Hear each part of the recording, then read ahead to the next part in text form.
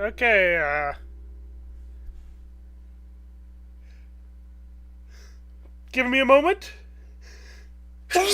Ah, I just got a sneezing fit.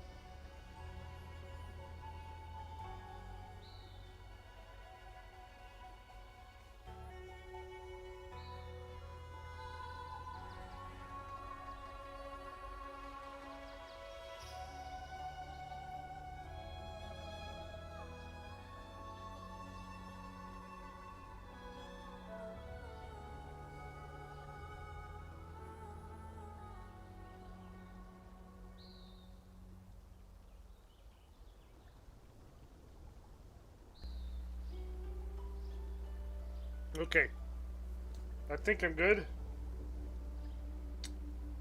Woo, maybe not.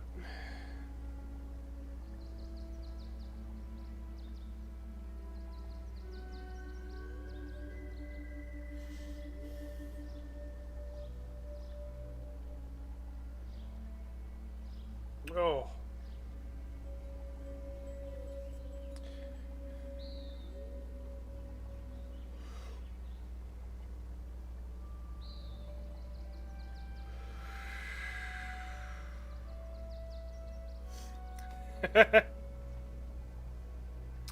Quite a way to start a stream. Literally, like, 1 minute left in the intro song, and I start sneezing. Ugh.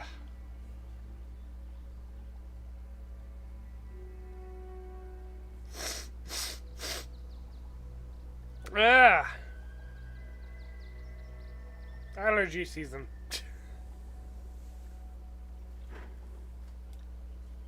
Anyway, we are back for some more Honkai Impact. We got a TeRiRi event to complete. Let's get started. Ay, ay, ay.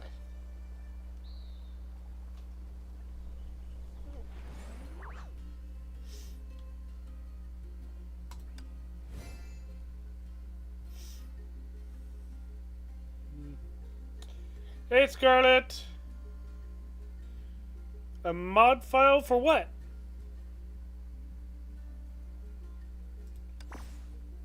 What's the mod for?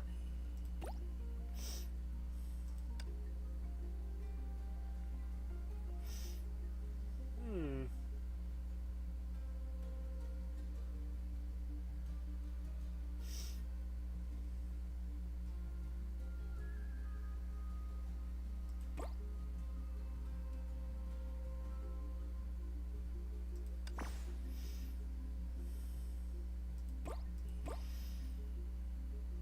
What was that?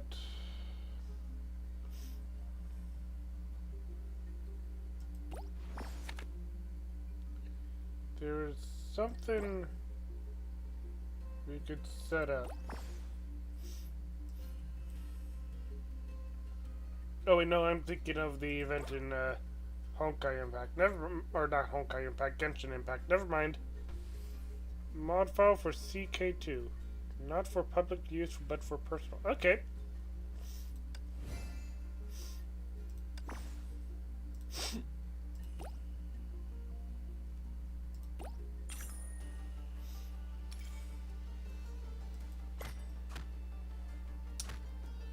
I forget what the deal was with this guy.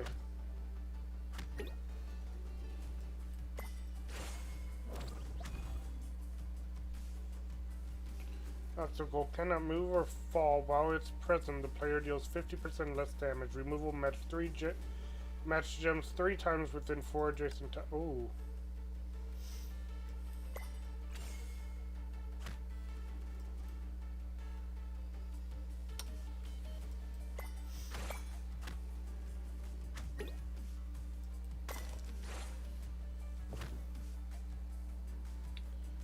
Oh boy.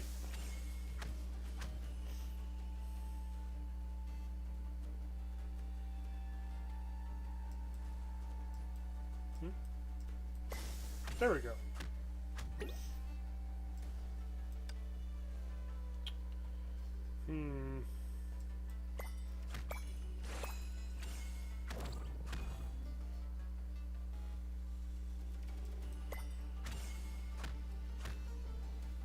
Oh shoot. I didn't even notice that another one had appeared.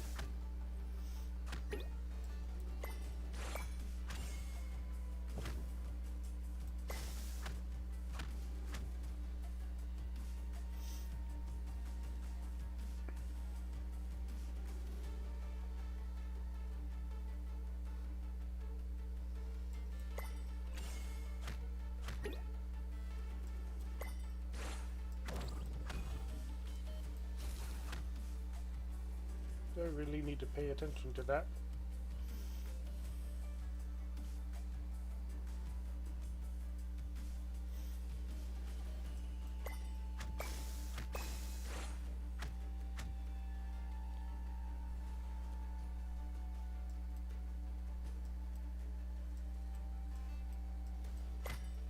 That was weird.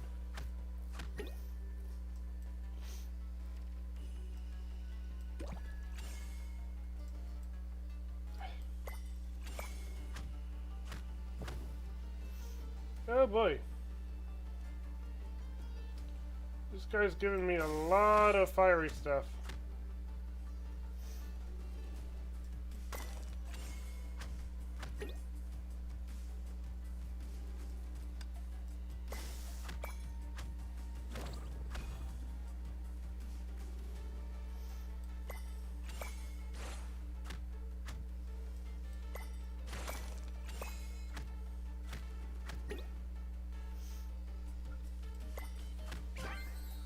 Okay.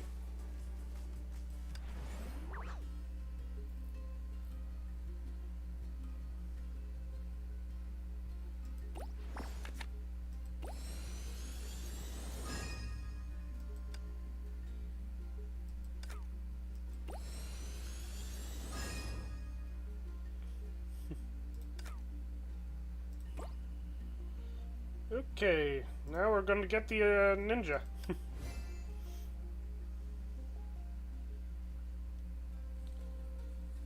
Alright. Crumbling facilities and dilapidated buildings. They mark the hustle and bustle of the past, but now they showed lonely solitude. There's someone at our 2 o'clock. Who would come to such a place? Regards, it's best to be cautious. I'll give you 3 seconds to come out. If not, I'll fire. The drum signal lit up, or signal light lit up, and red line shot out of its head towards the ruined wall. What are you doing, you insolent fools? An unfamiliar white-haired girl covered her eyes from the blinding red light as she leaned against the wall. She walked over furiously.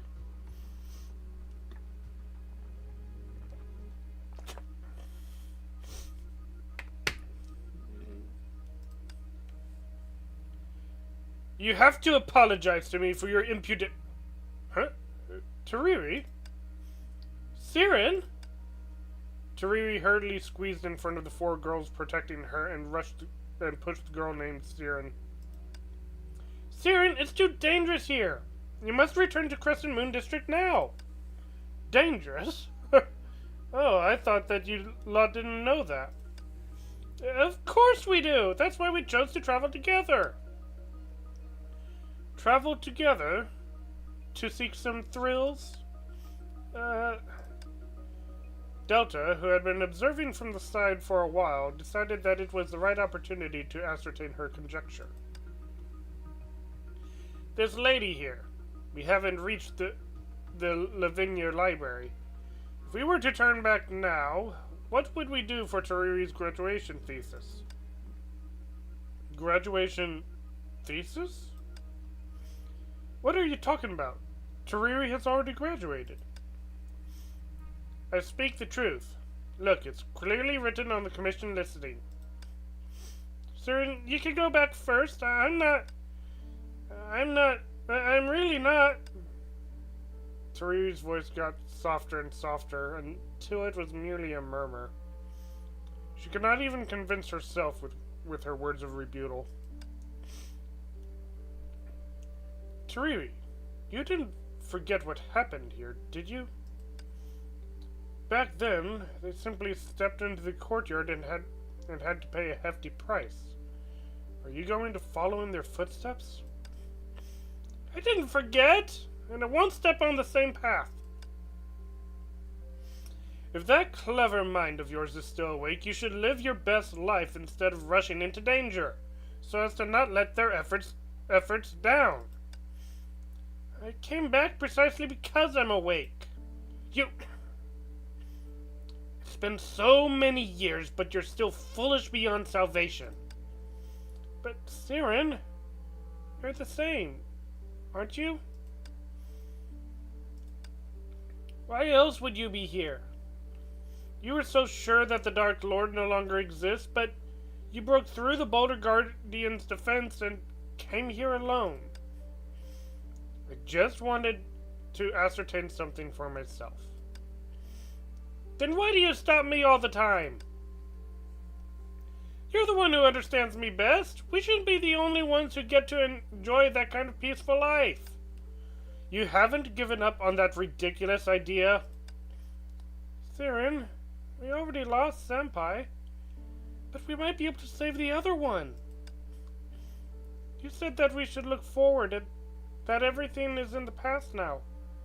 But everything I look forward, I think if things pass just like this, then does her future really end here? Have you ever thought of what would happen to you if you failed?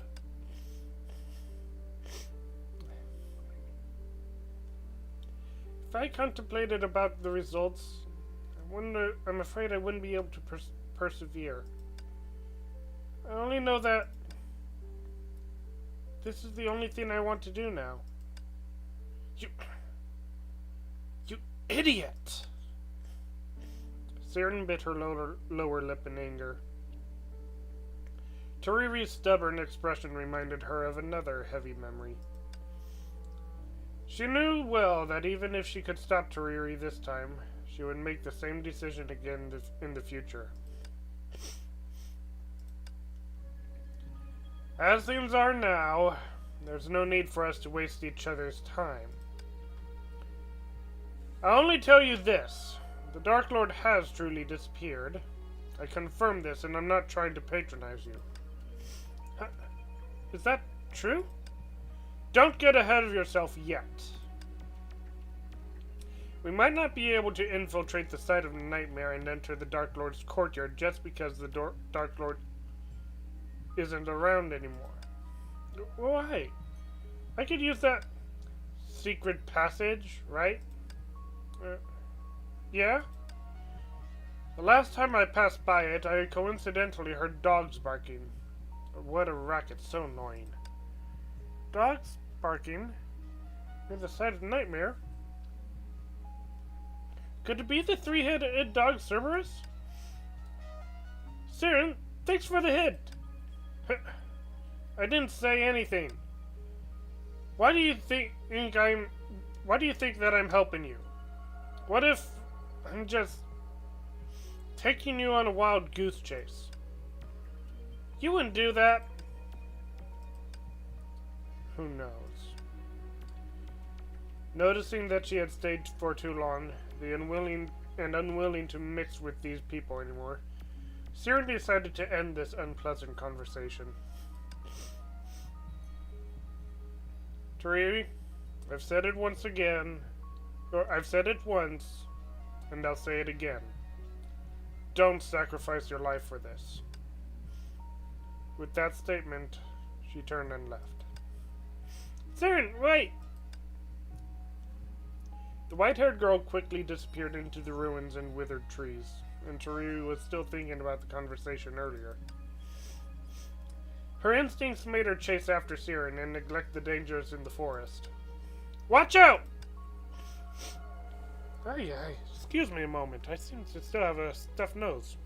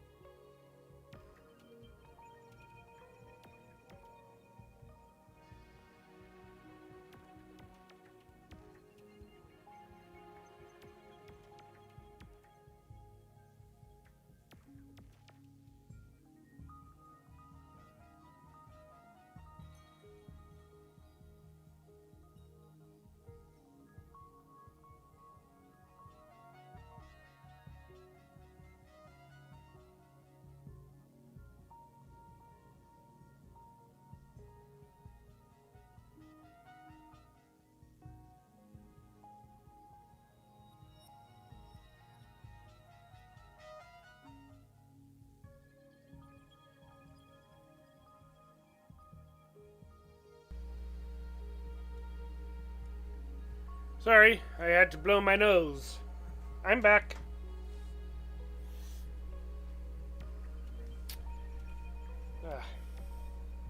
Kasumi blocked the magical creature that leapt toward TeRiRi and swung a blinding electric arc at it. When it comes to ambushes, even underlings of the Dark Lord are no match for me.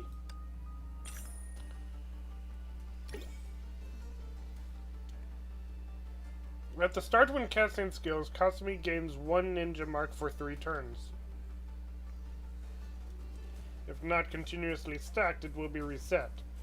The secret way of ninja is to continuously cast skills. Don't worry, charging skills into Ultra Gems can spawn skill gems quickly. Strength and magic skills will also deal increased damage based on the number of ninja mark stacks. Okay.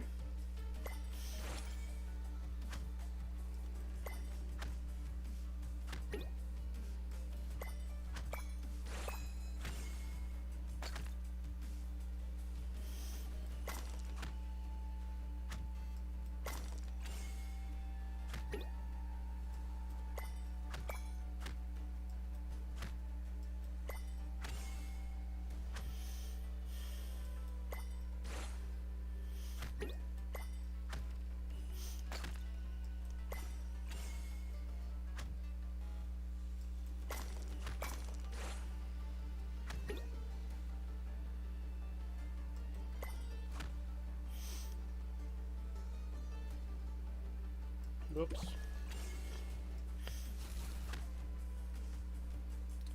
Gotta remember to do the health.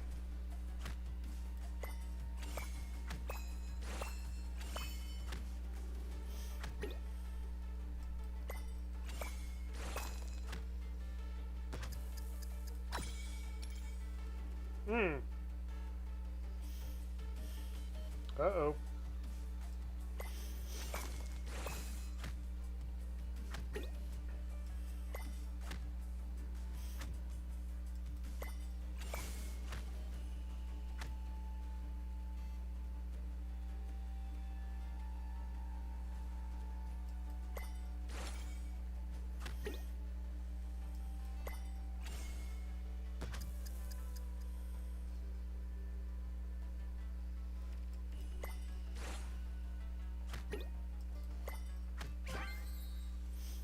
Okay.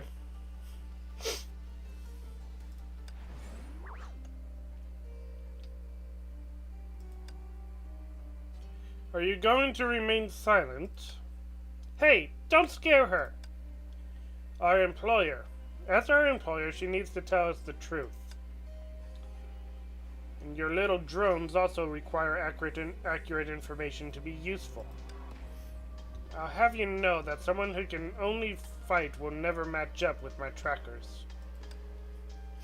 Everyone. Oh wait, no. Ay, ay, ay.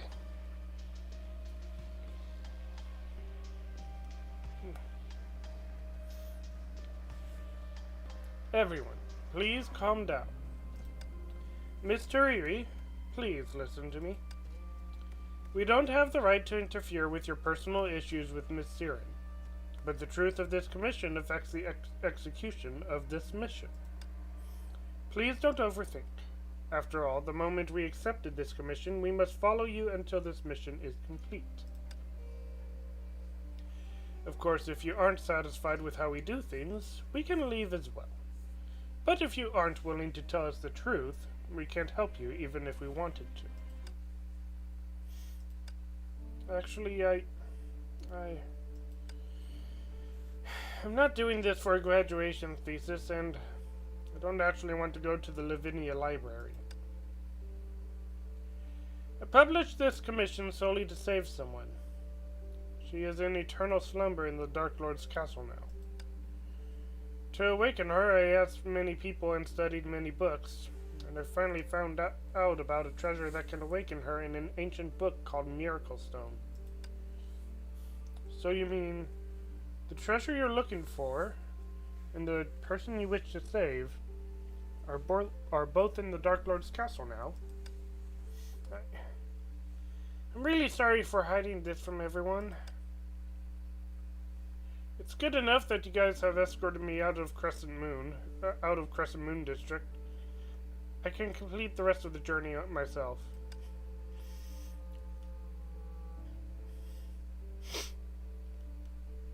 Aye. As for the 4 shares of rewards, they should be transferred to your bank accounts tomorrow. Looks like Siren was right. TeRiRi is a big fool indeed. Huh? You said it yourself. Meeting you is the only luck I've had lately.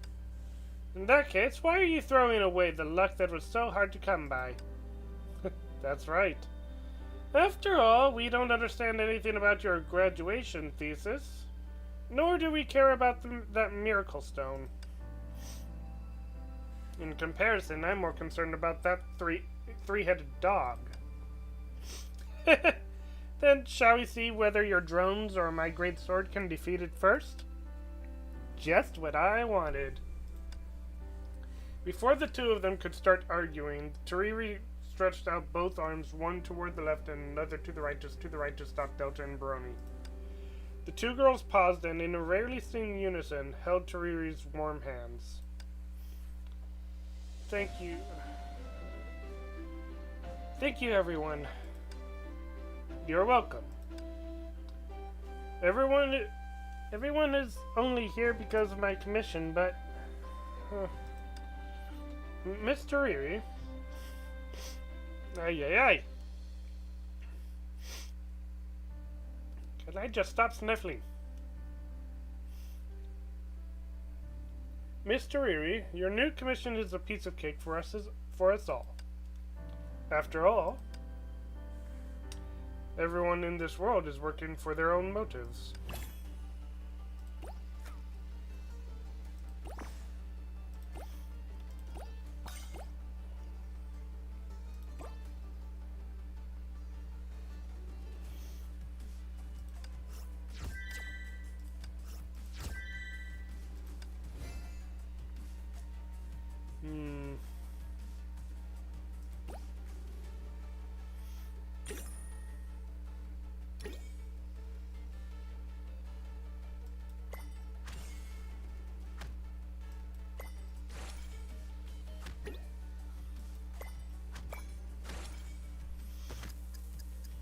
Yeah-oh.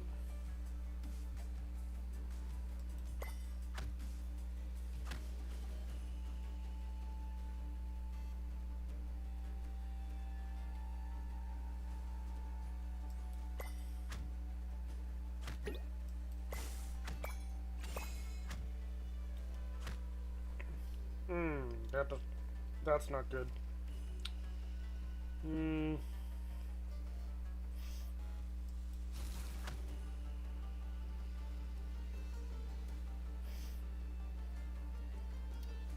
Does this... How much damage does this do?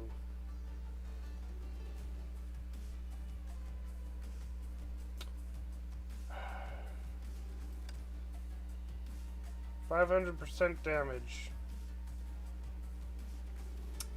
I fear we may have lost this one. Never mind. Good, good, good.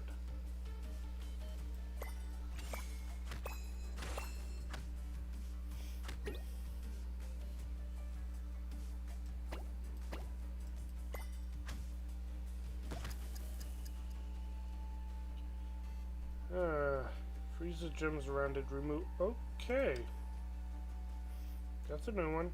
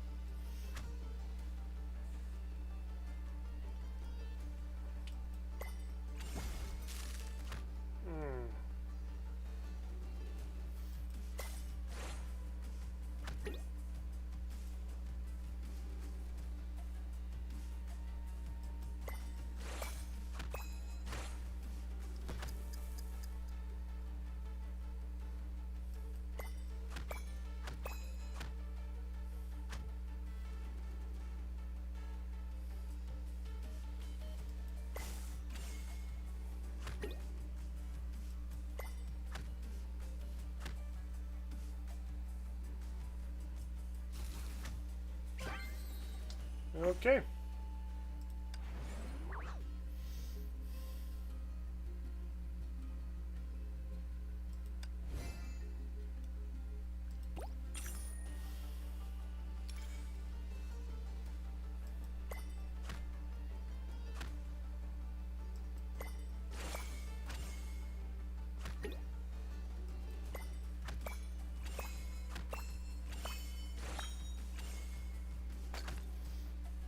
Oh, come on! That erased one of the ones that I was one of those ninja marks. Man.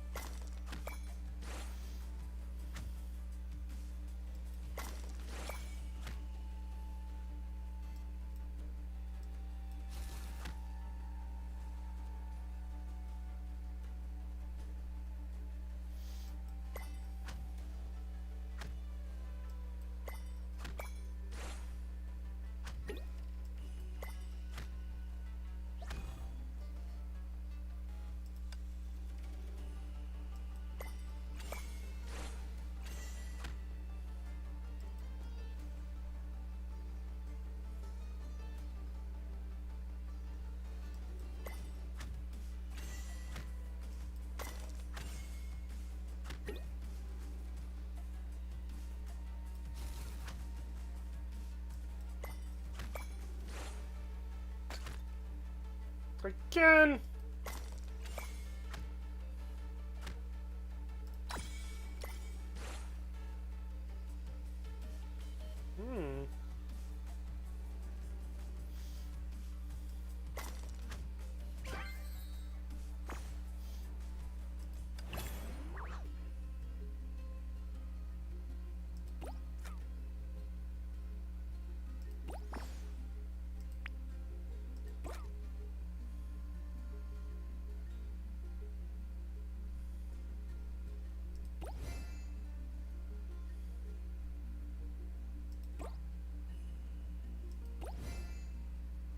Wait.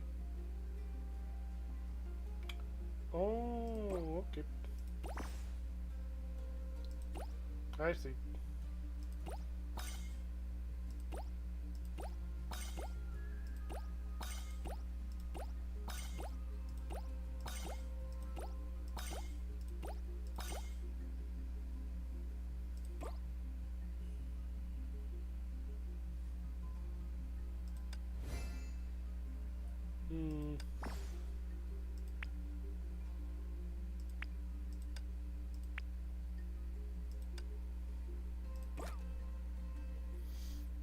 That'll be useful.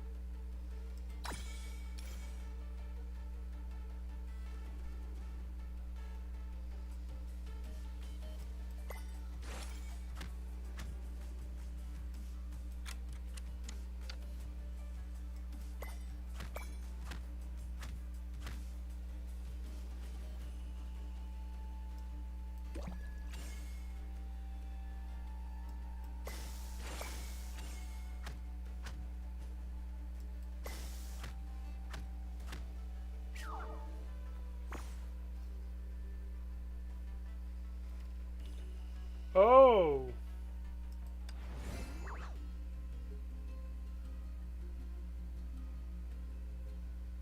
Huh. So I have to beat these guys in a certain number of rounds as well. Okay.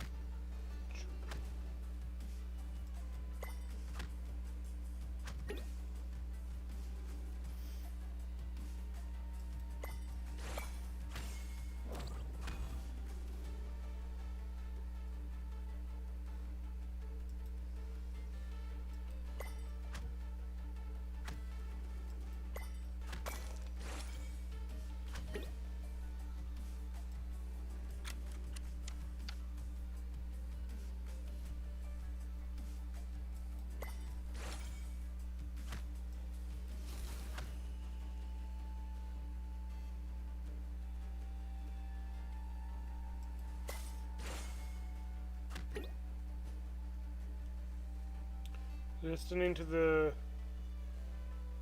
Gauze battle theme. Oh, Gauze. For some reason I'm thinking Godzilla, but I don't know if that's what you mean.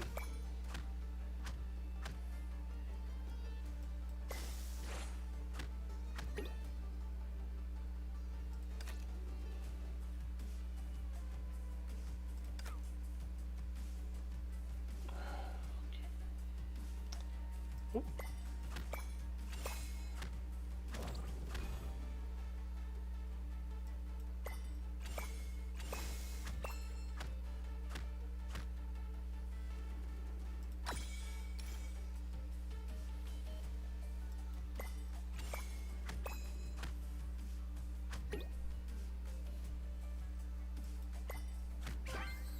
There we go.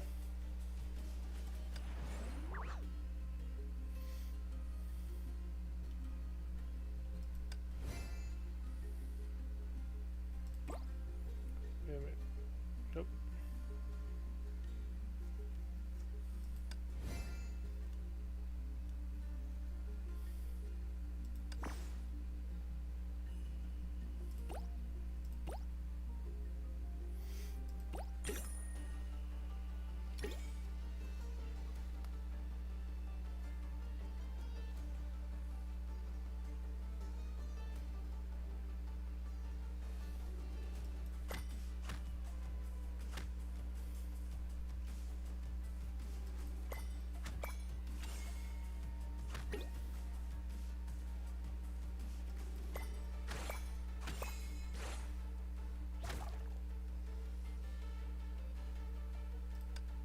Hmm.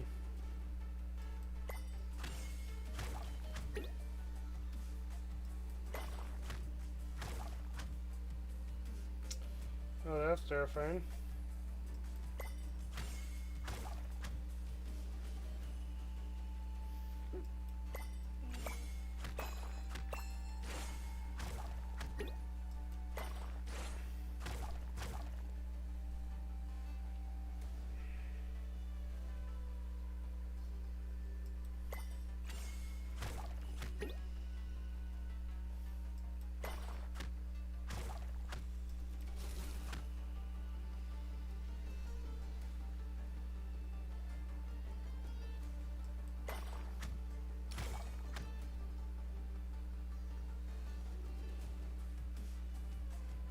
Yikes.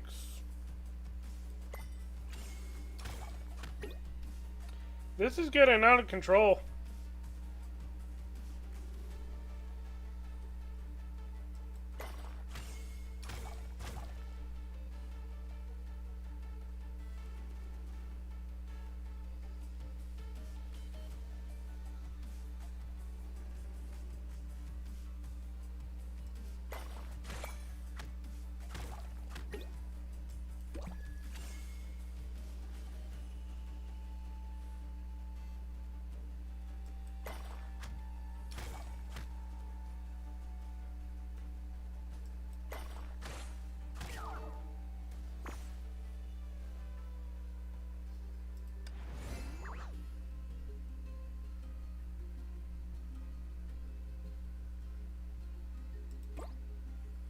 Holy spring water.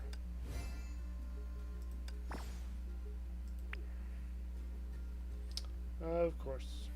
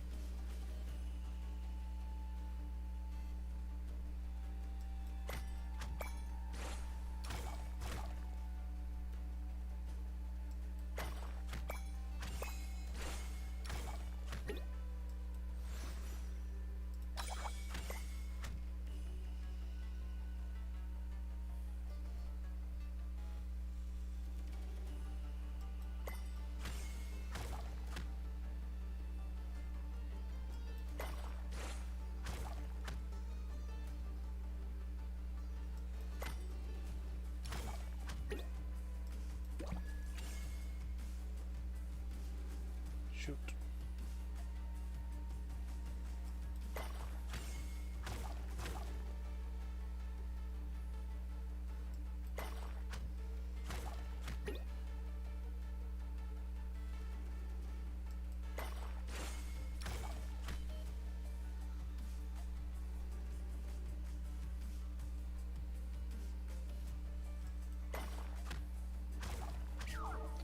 Sheesh!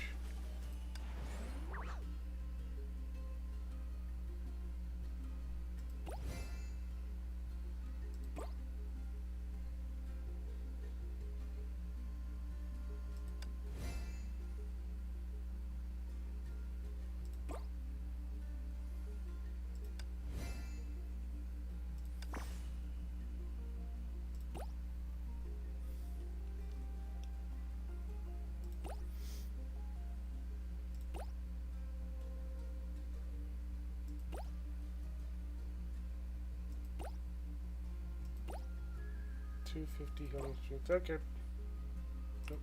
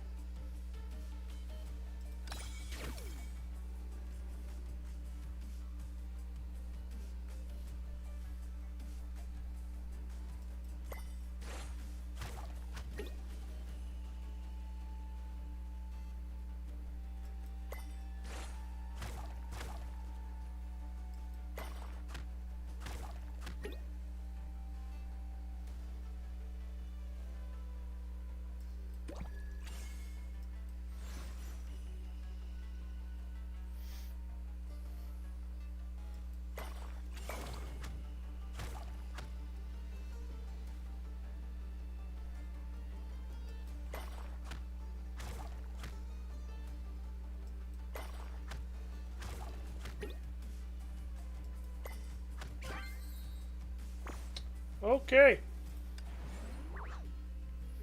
I just needed to pick the character with the greater healing capacity.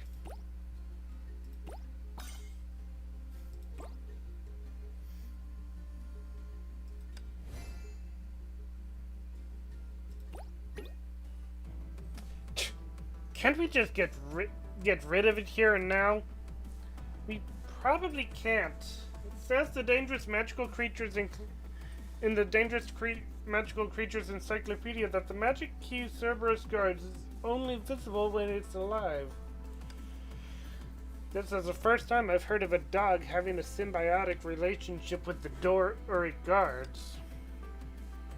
In that case, regardless of what the plan may be, we cannot get into direct conflict with it. But the last time I saw it, it already had a big temper. We can just beat it up if it has a bad temper. If you can guarantee that nobody here would be provoked while doing that and accidentally kill it, it's a good idea. Just to be safe, we should foster a good relationship with it. Kasumi, who is walking at the back of the group, remained silent. Cerberus. The beasts in the bubble universe are so unique. If I'm not wrong, each of Cerberus's heads defends attacks from one direction. Even if we manage to steal the key around its neck, to sneak behind its huge body and enter a narrow secret passage would be difficult. If only we could lure it away completely. As she could not think further, she began to search for relevant memories. Canines. You know what sets your day in a good mood? Fried tofu. You know what makes the best post-nap dessert? Fried tofu. You know what the best way to enjoy a beautiful sunny day is? Fried tofu. Suddenly, Kasumi remembered its original appearance. Before it was named, it had fostered a relationship with her. Today, that relationship has transformed into an inseparable bond that presents its true form when she needed it most.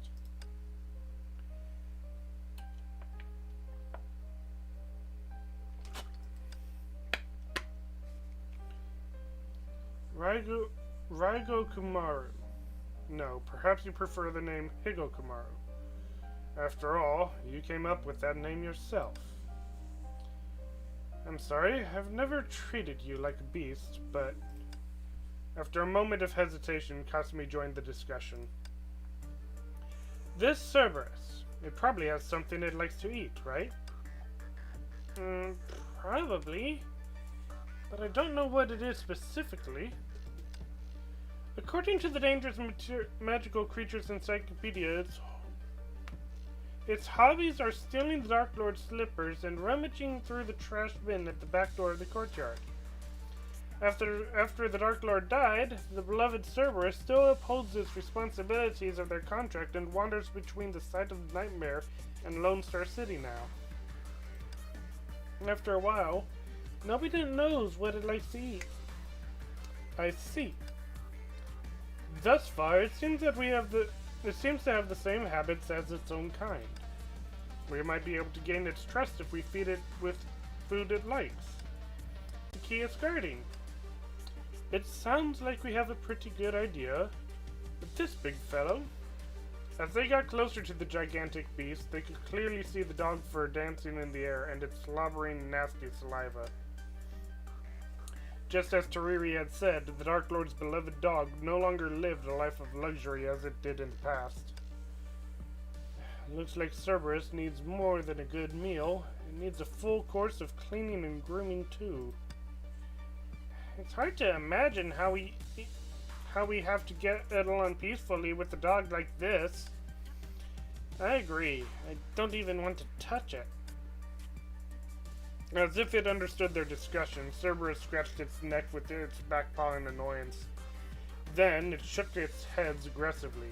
Its three big heads were like drills that activated simultaneously, shedding dog fur all over. After it saw Brony cover her nose, it deliberately got into a defensive stance, three heads each looking in a different direction to form a seamless defense. You're intimidating, foolish humans! Let me try. Kasumi stood in front of everyone and opened her bag of food. Looking at the various packaging, she felt indecisive. How about this one? Miss Kasumi, if a dog eats chocolate, I'm afraid it'll... sorry, then. I'm clueless about dogs' diets. It's too late to ask that honorable person anymore. Although not all dogs are like Raigo Kumaru. Cerberus, look at this. Kasumi softened her voice and tossed a few pieces of fried tofu at the big three-headed dog. Cerberus immediately turned its attention over, but kept its guard up. The three heads took turns sniffing the fried tofu.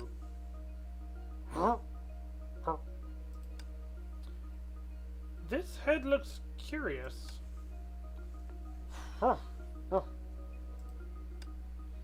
It looks very satisfied. As expected, they've calmed down. I'll get the key now. No, Kasumi, wait! That human easily took out something so delicious. And we can only starve. Darn it! Starve! Starve! Darn it! How did this happen? Those three heads look angry. TeRiRi, give me your hand.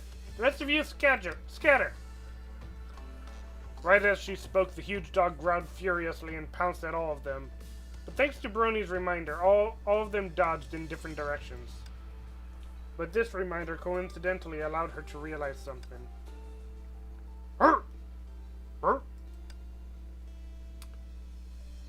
Pink Fox, How you look down on me? Run! Run! The three heads look in different directions, proving that they can actually think independently. Considering that, and with each of their abilities, we can throw them off and confuse them. Then, we'll find an opportunity. Everyone, let's go!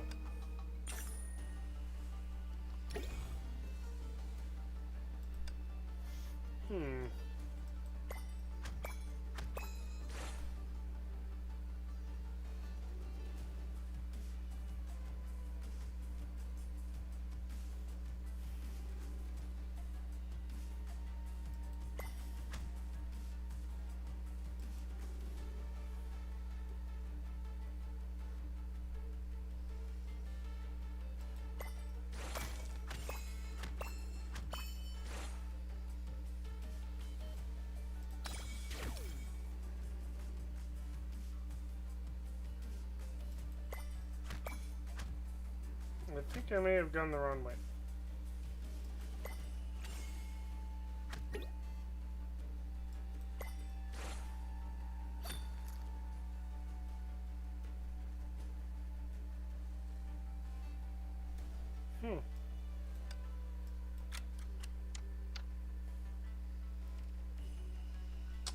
Oh, great.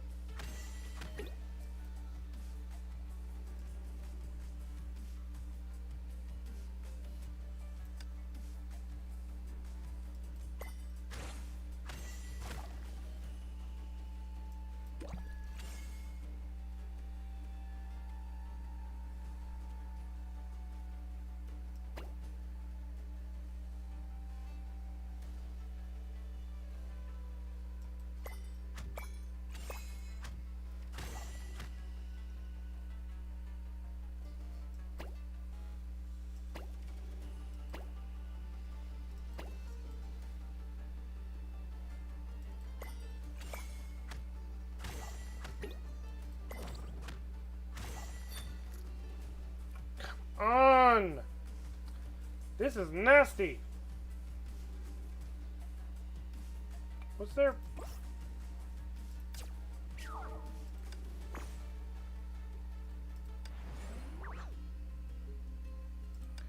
Is there an item that can destroy? Yep. Destroy one gem.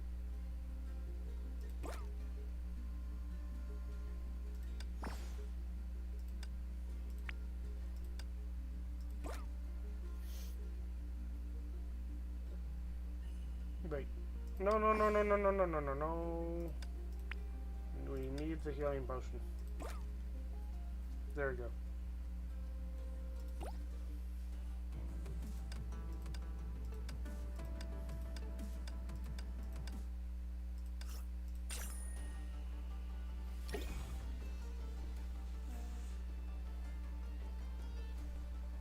There are 3 pairs of long ears in the task squad. The tricky box asked. Remove runes to answer it. Answering right towards you with the ultra gem. Well, there are only 2.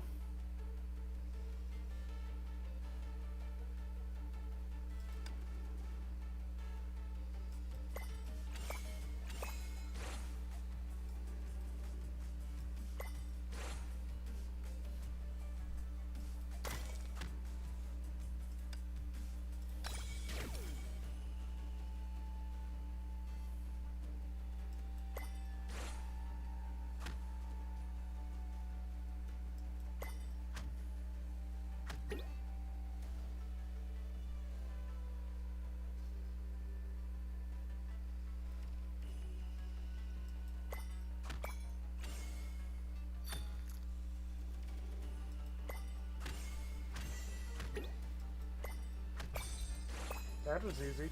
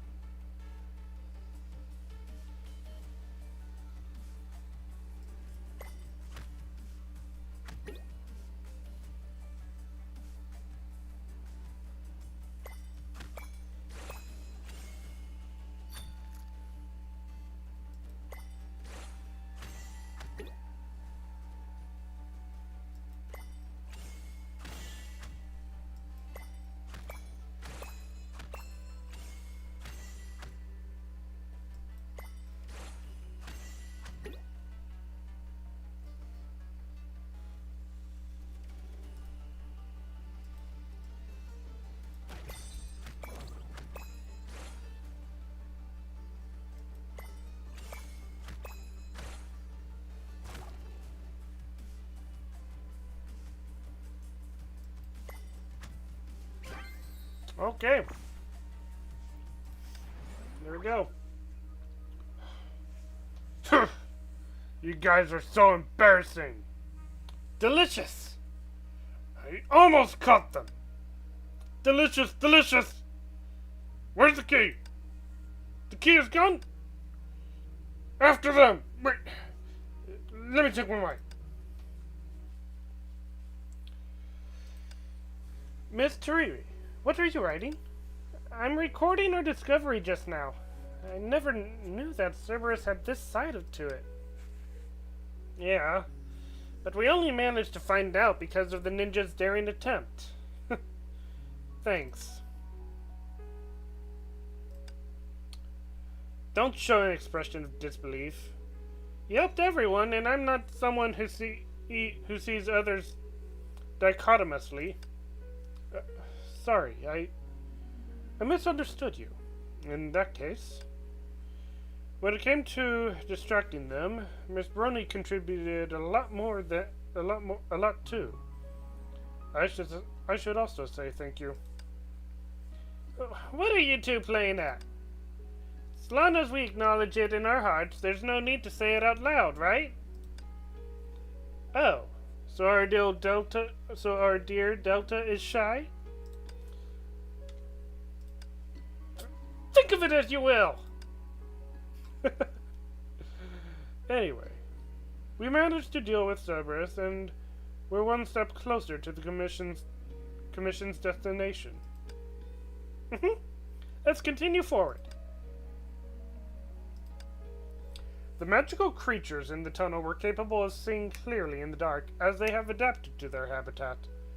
Yet, they could sense how dangerous these intruders were, simply from their comrades' howls. Most of them desperately escaped from the secret passage, and the remaining fearless ones fell to a great sword and gunfire. And after a while, we're finally here.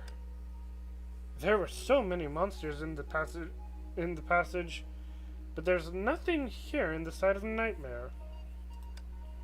Maybe the Dark Lord is taking a nap? I don't hear any snoring. It's better this way. Without the Dark Lord, we can finish our mission quickly. You seem more and more confused, Kasumi. It's not important. You know that I always complete my missions. Hey, what are you two mumbling about? Hurry up! Everyone stood outside the deathly walls and evaluated the Dark Lord's castle. But TeRiRi slowly walked up to the metal gates that were covered in withered vines. TeRiRi! Don't stray too far from us! She didn't listen and continued to stare at the metal gates. Kasumi and Delta looked at each other. Open the gates, TeRiRi. Please be careful. We're still not sure what's inside the castle. Alright. Thick chains were coiled around the rusty gates. Under the moonlight, those chains reflected a bright light, as if they had just been wrapped around these gates yesterday. From what Siren said, I thought that there'd be no sign of life here. Newly changed chains. Just slash it apart. No, this is a highly advanced warding spell. These chains have been here for many years. Stretch. TeRiRi took out a few vibrant colored bottles from her bag and dabbed a small amount of powder with her finger before smearing it onto the chains. In no time, bumpy marks appeared on the smooth surface of the chains, and reddish-brown rust quickly appeared on them. Huh? Chains seem to have aged a lot. Although I can break these chains with my magic, the Magic Security Bureau will realize that too. So I can only use this potion that accelerates decomposition to weaken the effect of the warding spell. So, we can chop them off. We can chop them off now? Maybe tougher than ordinary metal chains, but you can definitely cut them apart. Alright. All of you, stay back away. I just realized I'm giving TeRiRi the same voice as Delta. 1, 2, this should be... The chains fell to the floor. Phew! These chains are pretty tough. They held up against 2 of my hits. Delta really says the most amazing things with the most nonchalant expression. You're pretty good yourself, TeRiRi. But I'm still far behind all of you. Sorry to interrupt. These hinges are heavily rusted and I can't push the gates open alone. Let's do this together. The metal gates made a long screech as everyone pushed it open. But this did not alert any magical creature in the castle. It's too quiet here. Doesn't seem like there's any magical creature around. Yeah. After all, the Dark Lord doesn't exist anymore. Who knows? We should remain wary just in case. While 3 of them were busy exploring, the other 2 deliberately distanced themselves slightly. We're finally here. Delta stretched as she spoke. Are you exhausted? My patience is what's exhausted. Kasumi, don't ask rhetorical questions. Indeed, before other retrieval missions, the straightforward Delta would always look as confident as she did now. This was something Kasumi was sure about. She's right. Our mission is finally ending.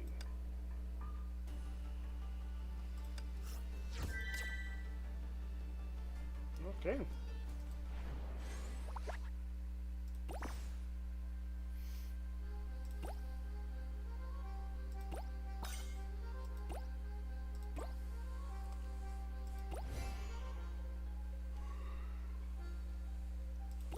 Bum, bum.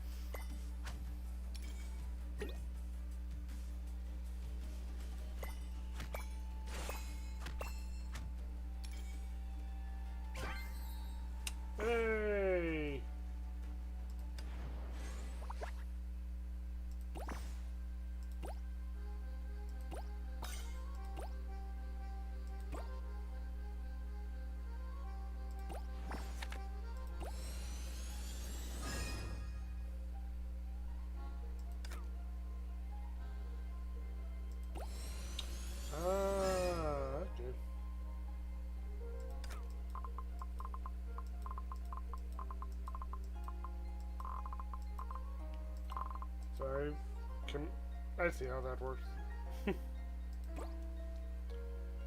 I can win that game by using all net 02 Thor's hammer shotgun. Well, that means you're just going to destroy the game.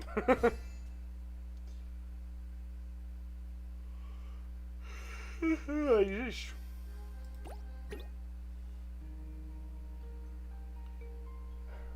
Valeri, huh? Siren, are you ready? Come on. Come on, Valeri Senpai. Come on. Valeri Senpai hasn't got all day. Hey, what, hey, wait. Must I wear this hair clip? Of course. We're all wearing it.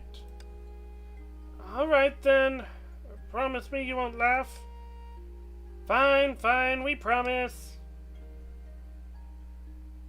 Oh. Okay, one of them's Bronya, one of them's Sita. Oh, Valeri, okay. Hey, it looks really cute. Really? Then let's start taking photos. Firstly, congratulations to Siri and me for finishing our year-end exams without failing.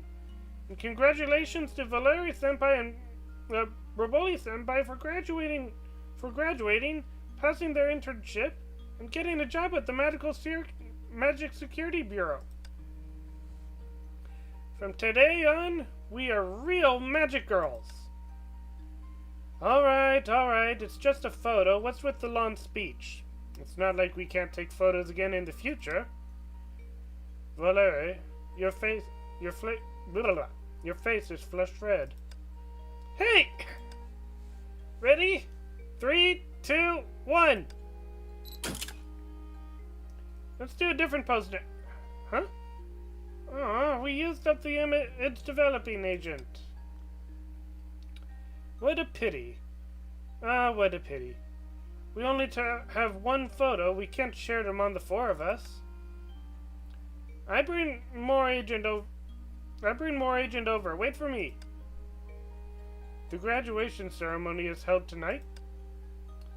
Yeah, after tonight, we'll no longer be students. But compared to the graduation ceremony, we have something more important to do. That's right. Are you going on a mission? I heard that the corruption at the site of Nightmare is getting more and more severe. Now that you mention it, those at the Magic Security Bureau told us to prepare the relevant information. We might need to head to the site of Nightmare to investigate next month. Sending new magic girls to the site of Nightmare? Isn't that too dangerous? Rapoli, don't tease Siren. She'll take you seriously. I'm back. Ta-da! Huh? Why did you bring cake? Where's the image developing agent? Pfft, dummy. Happy birthday, Siren. Huh? Thank you, everyone. Why don't the two of you come to the Magic Security Bureau after graduating too? Then the four of us will be together again. Oh wait. And if we encounter a mission we can't handle, we'll leave it to you guys instead. Dream on! When the need arises, Valeria and I will do everything to protect you guys. That was a distant memory, but it surfaced clearly in her mind at the most inopportune time. It was as if it had just been yesterday. She still remembered every detail and moment. TeRiRi shook her head to rid herself of those memories. So this is the Dark Lord's courtyard. Back then, the Dark Lord was heavily injured, and its underlings scurried back to defend this place. The Magic Security Bureau tried everything, but they still couldn't get into the castle. But the doors to the castle were open, and anyone could enter easily. Under the grayish-blue night sky, the Dark Lord's castle looked as ominous as it did before, like a gigantic beast crouching on the mountaintop. As they got closer, they could feel the frigid air in their bones. But TeRiRi softly let out a sigh of relief.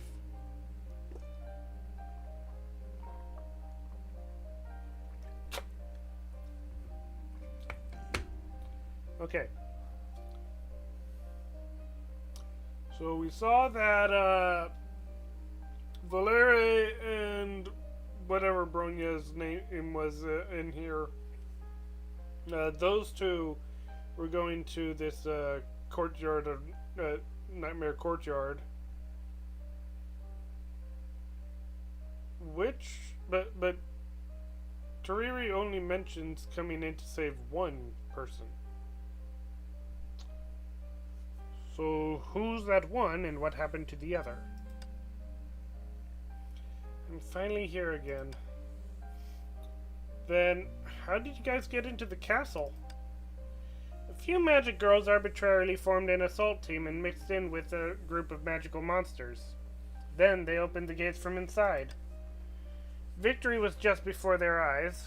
A lot of kind-hearted residents went to support the magic girls. Once the gates were opened, everyone dashed in with determination and resolve. Little did they know, the image of underlings scurrying away and the Dark Lord's heavy injuries were merely illusions created by the Dark Lord. I'm sorry, Miss TeRiRi.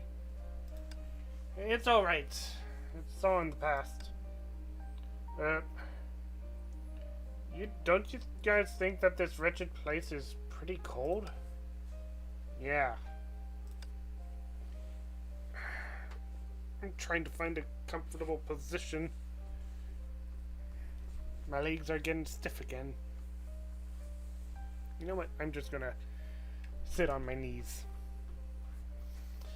Delta suddenly picked up her greatsword, stepped forward, and slashed at the vines around her wildly. When did you become such an enthusiastic person? Are you mowing the lawn? Don't move unnecessarily. Don't think too much into it. I'm just warming up. As the withered vines were cut with her sword, the sneaky shadows receded like a tide into the shade of the building. Looks like we're not welcomed here. After all, when you visit someone, it's simple manners to greet them properly, no? What a bother. Trackers, track them down. Too slow. I'll do it. Delta draws power from SP. Each SP increases damage by 0.5%, and all charging gems are immune to ailments.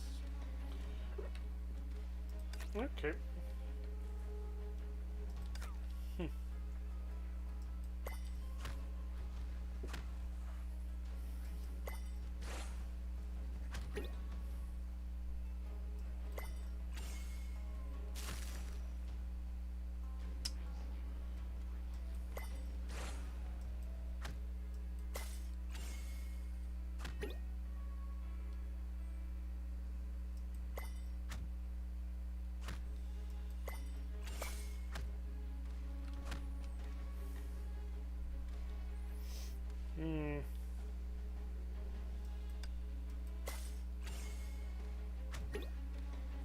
Oh, shoot.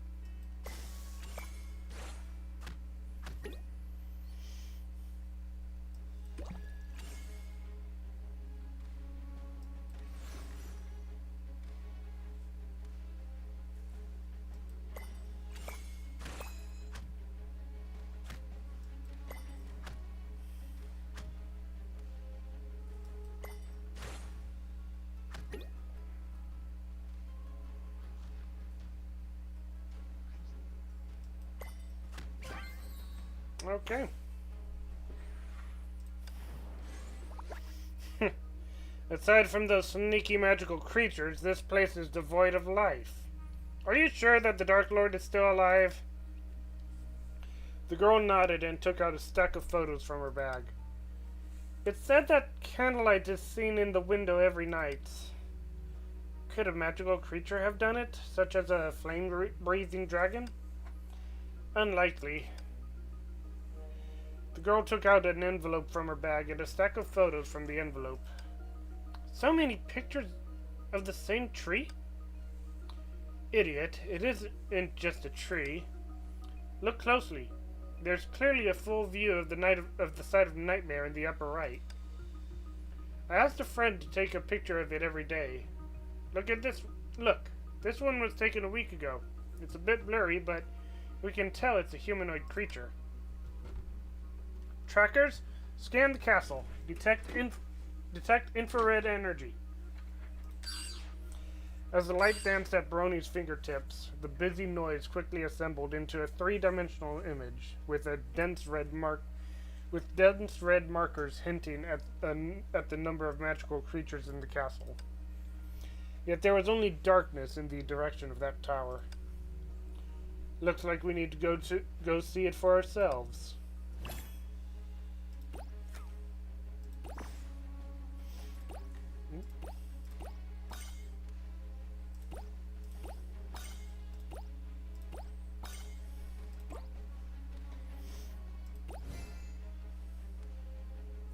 Sheesh. Run it. Recommended level 23. Well, shoot.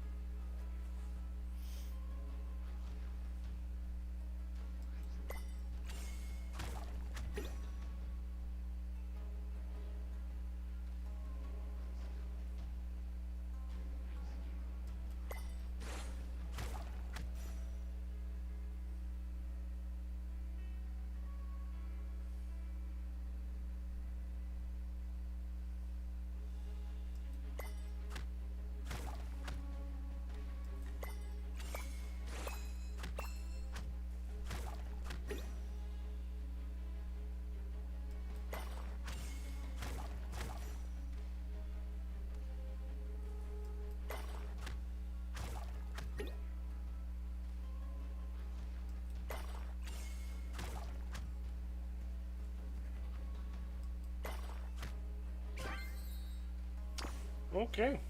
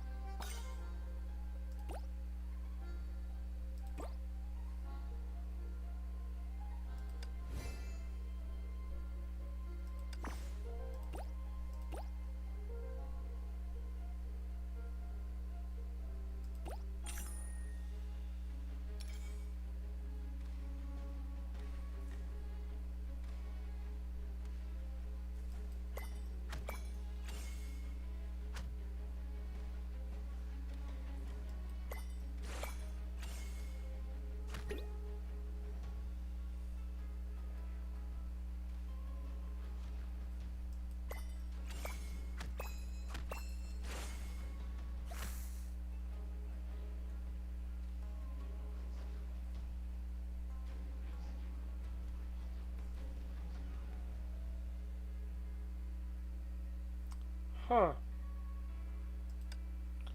Interesting. So this is kind of the opposite, where we just leave those alone.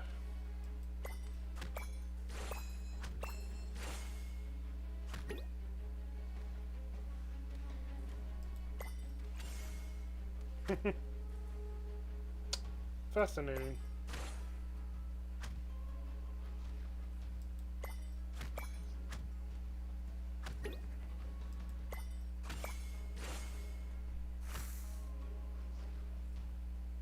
Time to move over here.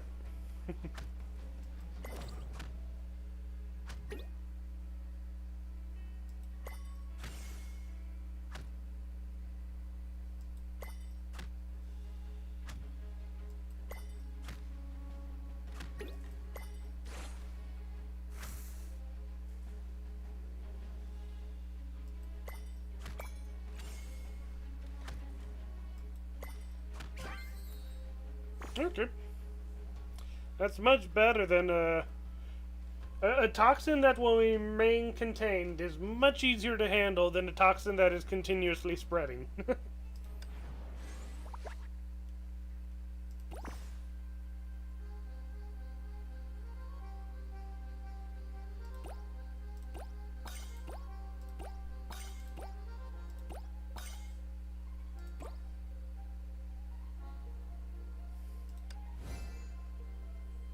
Well, shoot. About that, I'm concerned about something. Is it the scanning results?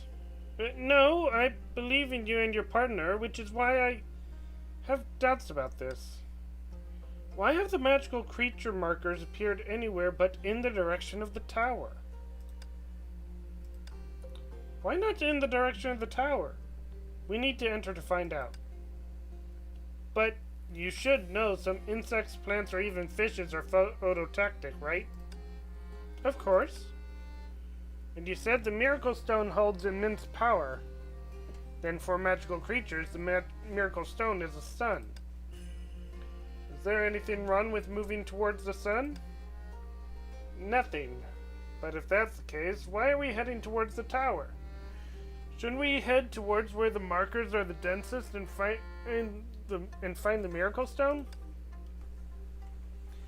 I bet a being that frightens magical creatures and resides in that tower. It might even be the Dark Lord that's said to have disappeared. We rarely think alike. Surely you prefer trading blows with the Dark Lord to tussling with magical creatures. Go straight for the biggest target. That's what a friend of mine likes saying. What? I need to thank you for your thoughtfulness? Aw, you're welcome. Why do I feel things have gotten more dangerous? Since we've chosen to confront the Dark Lord, we must be careful with our every step from now on. In spite of the uneasiness, the band pressed on towards the tower. Unlike their mood at the moment, the not-so-long journey was surprisingly peaceful. That is, if they disregard an interlude. Ah! Careful. Are you alright? Yes. Thank you, Rita. To ease her embarrassment, she scrambled to explain, a little frustrated inside. I was blinded by the reflection of mirror shards, so I couldn't see the road. This has happened too many times, all because of my carelessness. Are you always like this? No wonder your peer was worried about you. The way I see it, if we didn't accept the task, she'd have given in and accompanied you here. Miss Siren truly cares about you.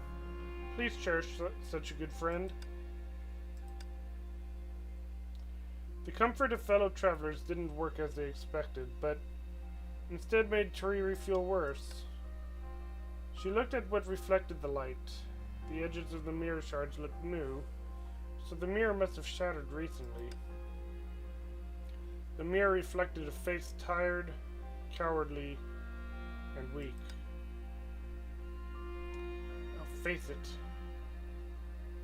I'm so much worse than my senpai. Still need to borrow the power of others. No, saving me might even make them weaker. The thought made her cast a disgruntled look, as if blaming herself in the mirror. Huh? Why? I'm supposed to look saddened. But did me in the mirror smile for a brief moment? TeRiRi, keep up! Okay, I'm coming! Stay close to us. I don't want you to get hurt here. Bernie grabbed TeRiRi's cold hand. She thought it felt cold because she was tired, so she tightened her grip. TeRiRi mindlessly ran after the others, her mind already occupied by the thing she saw seconds earlier. Was I seeing things? Am I too tired these days?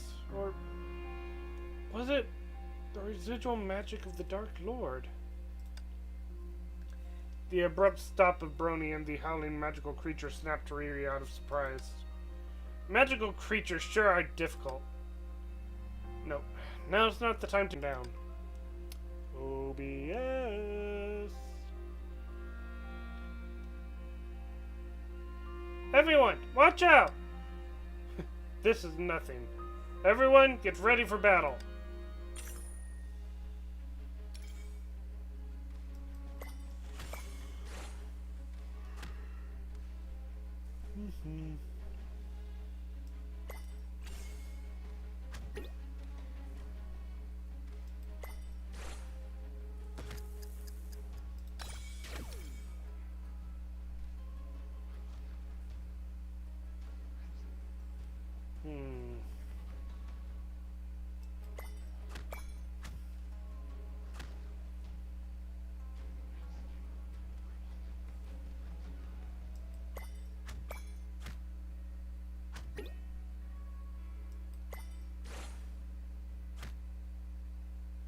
We've got a problem.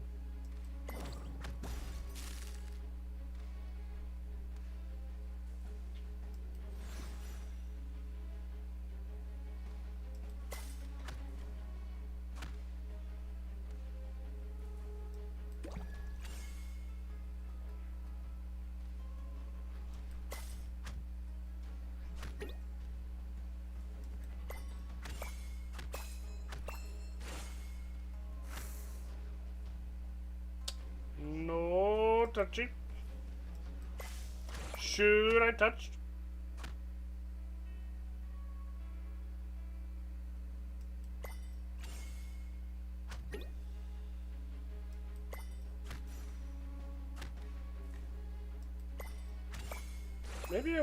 Maybe I have to physically interact with them via the mouse in order for them to react. To go off. Looks like we made it into the tower. Some Dark Lord can't even stop us. Yeah. That's what everyone thought when we first came in. The girl was mesmerized by the dappled moonlight on the steps. The dust floating in the light was so far away from her, yet still made her eyes water. Back then, we had no idea how horrible our enemy was. Because we weren't expecting, when we met with failure, we sunk into sorrow and self-blame. Siren, what do we do? I just can't... I just can't open that door. It's been so long, not a sound has come from the castle.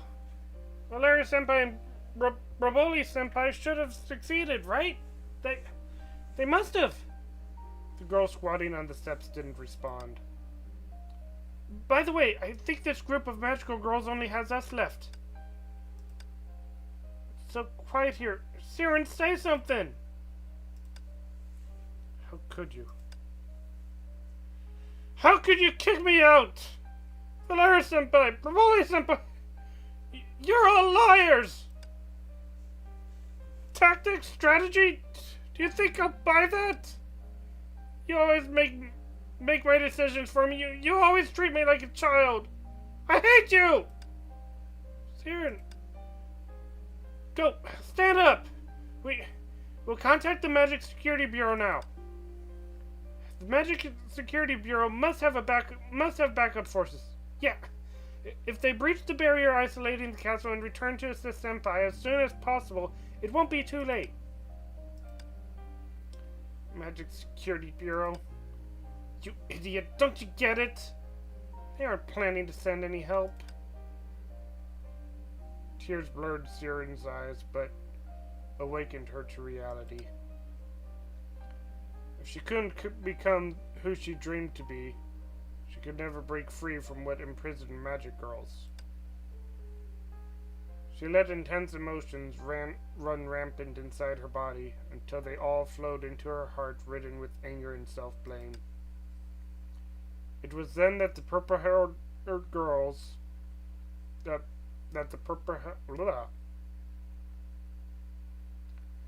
It was then that the purple-haired girl had her first unexpected metamorphosis. What did you say? The battle is over. There's no need to go find them. Valeria Senpai did it on purpose. When she threw us out with winds, she was ready. She created the barrier so she could defeat the Dark Lord alone. I overheard Senpai's plan last night. They said that as a last resort, they'll use a barrier to isolate the entire castle and use that forbidden magic on the Dark Lord. I read about it in the library. It's the oldest forbidden magic that a magical girl can only use once in a lifetime. It terminates the enemy at the cost of her own soul. We have all the more reason to go back. No! What we must do now is to respect their efforts and get out. And then live on for them as well. Have you already accepted reality? Valeria Senpai is still in there. We have time to request reinforcement. How could I ever accept it? But if I don't, then what? What are we capable of doing? Tearing open the barrier created by Valeria Senpai to let monsters out of the castle, completely undermining her efforts? Or wrestling with waves after waves of monsters to protect civilians only to end up like Braboli Senpai? Or stay put and wait for a reinforcement that will never come? A magical girl shall never abandon a companion. This is the first article in Magic Security Bureau's orientation guide. They have no reason to stand by, much less watch the mission fail. If all magical girls unite, we stand a chance. Even if we all unite, we don't stand a chance. Siren, let's go back together. No, TeRiRi, let's... Excuse me. Let's quit the Magic Security Bureau together. Leave this place. I don't want to fight for them anymore.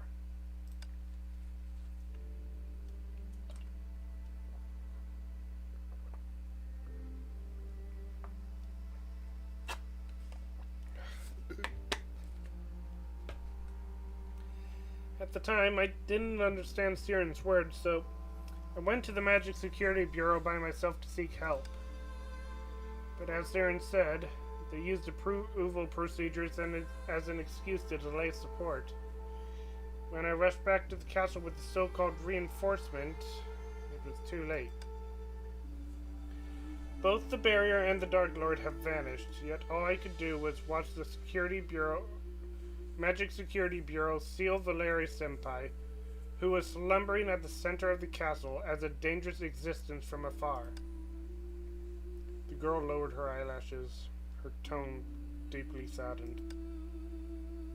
Afterward, I began investigating the Magic Security Bureau and searching for a way to awaken Valeri Senpai. I still believe if I make a feasible plan, Siren will get back on her feet. But when I told her the existence of the Miracle Stone, she rejected me once more. She said it was a bait, a fantasy. If this magical treasure has existed since the beginning, why didn't the Dark Lord use it against us? I'm afraid Miss Siren objected to your plan because she realized this on her earlier investigation. But I still don't understand why the Delta Security Bureau, or why the Delta Security Bureau, why the Magic Security Bureau didn't send other magical girls to the backup of Valeri Senpai up. After the war ended, I've been running around for this question restlessly, and now I've finally found its answer. In the end, we magical girls were only the firewood used by the Magic Security Bureau to keep the world alive. Firewood? Yeah. The kind that can't be exhausted, to be exact. The calamity can't be eradicated. Since a long, long time ago, the magical creatures of the castle have been corroding the city. Until today. Such corrosion can only be fought back by generations of selfless magical girls. And the magical girl that sacrificed herself to slay the Dark Lord would one day become the new Dark Lord and plunge the world into darkness again. This is the truth of that forbidden magic. The girl took a deep breath of it, as if doing so could lift some burden off her shoulder. The tower is where our battle started, and where it ended. If it weren't for Valeri Senpai and Berboli Senpai, Siren and I would never have had the opportunity to meet everyone. But to practice the oath of a magical girl, Valeri Senpai would face the most painful fate of all. I want to end this chain of tragedy, so waking up Valeri Senpai has become not only my wish, but also the mission of my life. Sorry, that didn't come out right. It's alright, Brony. I just remembered things from my past. Besides, I trust everyone. I know we'll find the Miracle Stone. But you must feel uneasy without Miss Siren. How did you know? It's written all over your face. Before posting the task, I've actually invited Siren many times, but you can see what came out of it. But you went through the same event. Doesn't Siren want to wake Valeri up? Of course she does. It's just... She's lost too much, and doesn't want to lose someone dear again for a gamble. Or should I say, her last companion, which is you, TeRiRi. I understand her concern, but... Look, I'm a tough magical girl, too. In the face of irreversibility, your attitude reminds me of someone I knew. Did that person succeed? My existence is proof of her success. But the price of the success is perhaps too high for me to pay in my lifetime. Kasumi sighed and looked away. Price, huh? Alright, I got another bottle in the refrigerator, so I'm gonna go get that. I will leave the scene here, and I will be right back.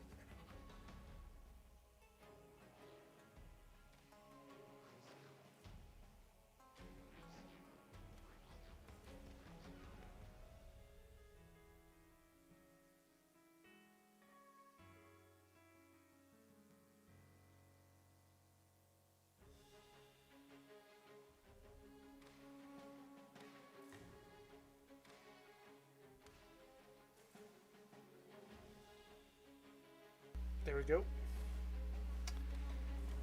Alright.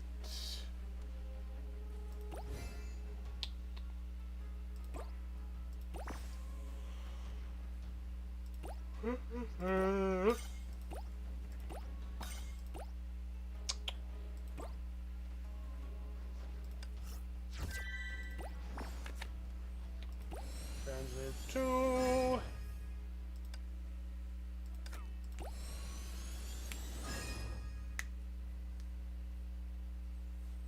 Heyo.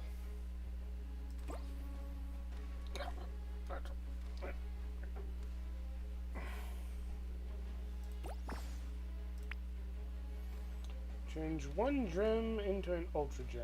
And nah.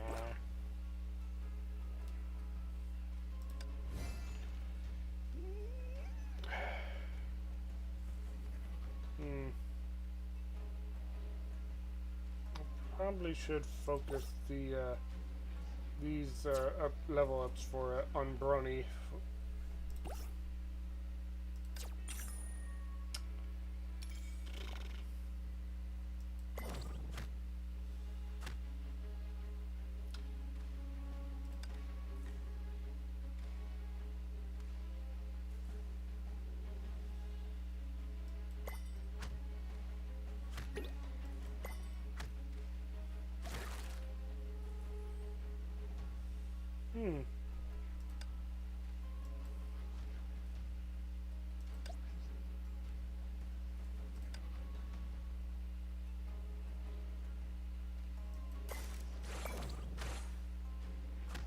Okay.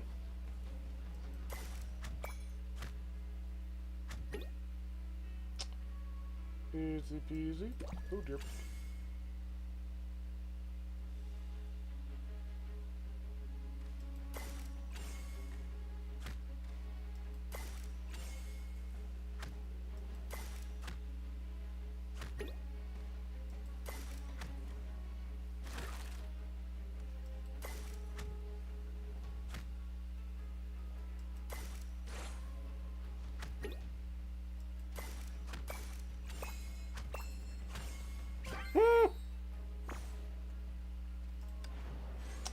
Nice.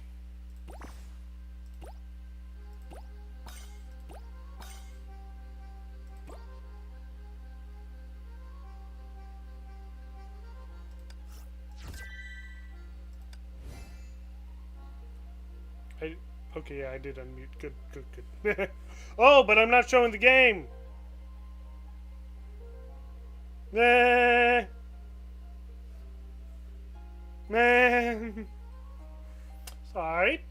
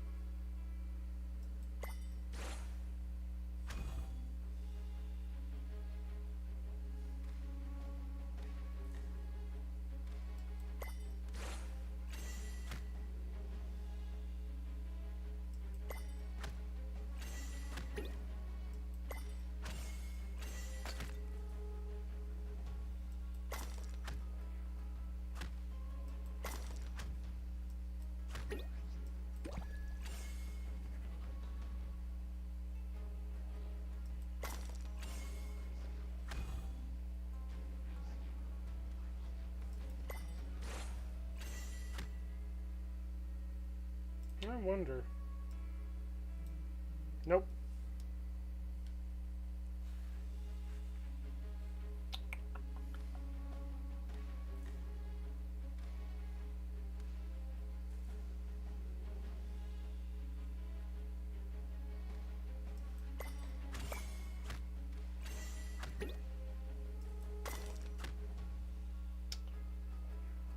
Alright.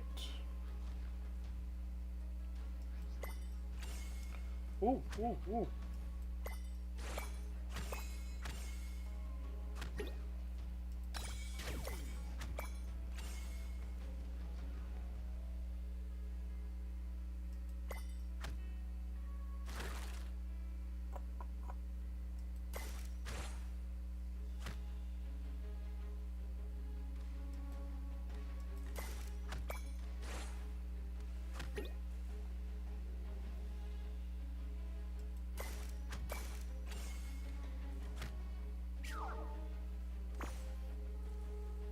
Ah, shoot.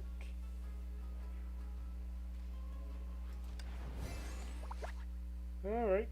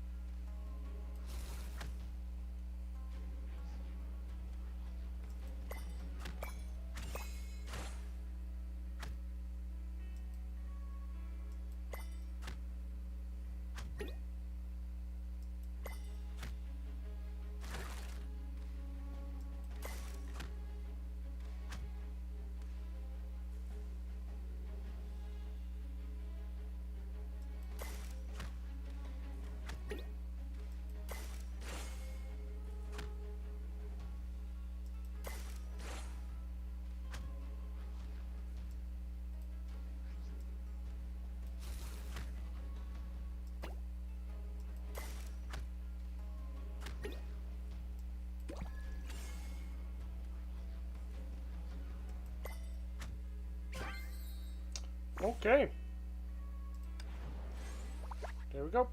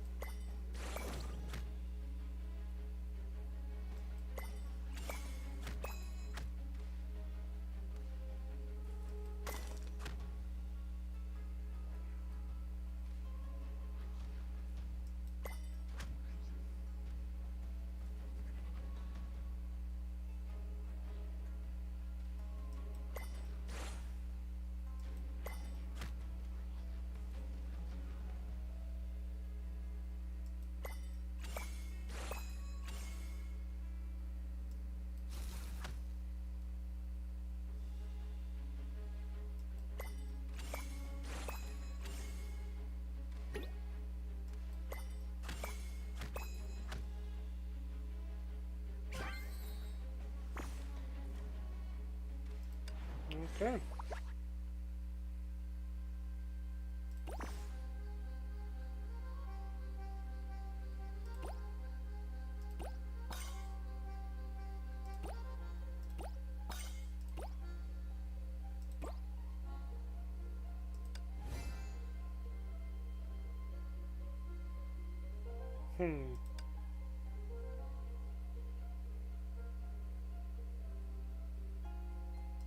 Okay.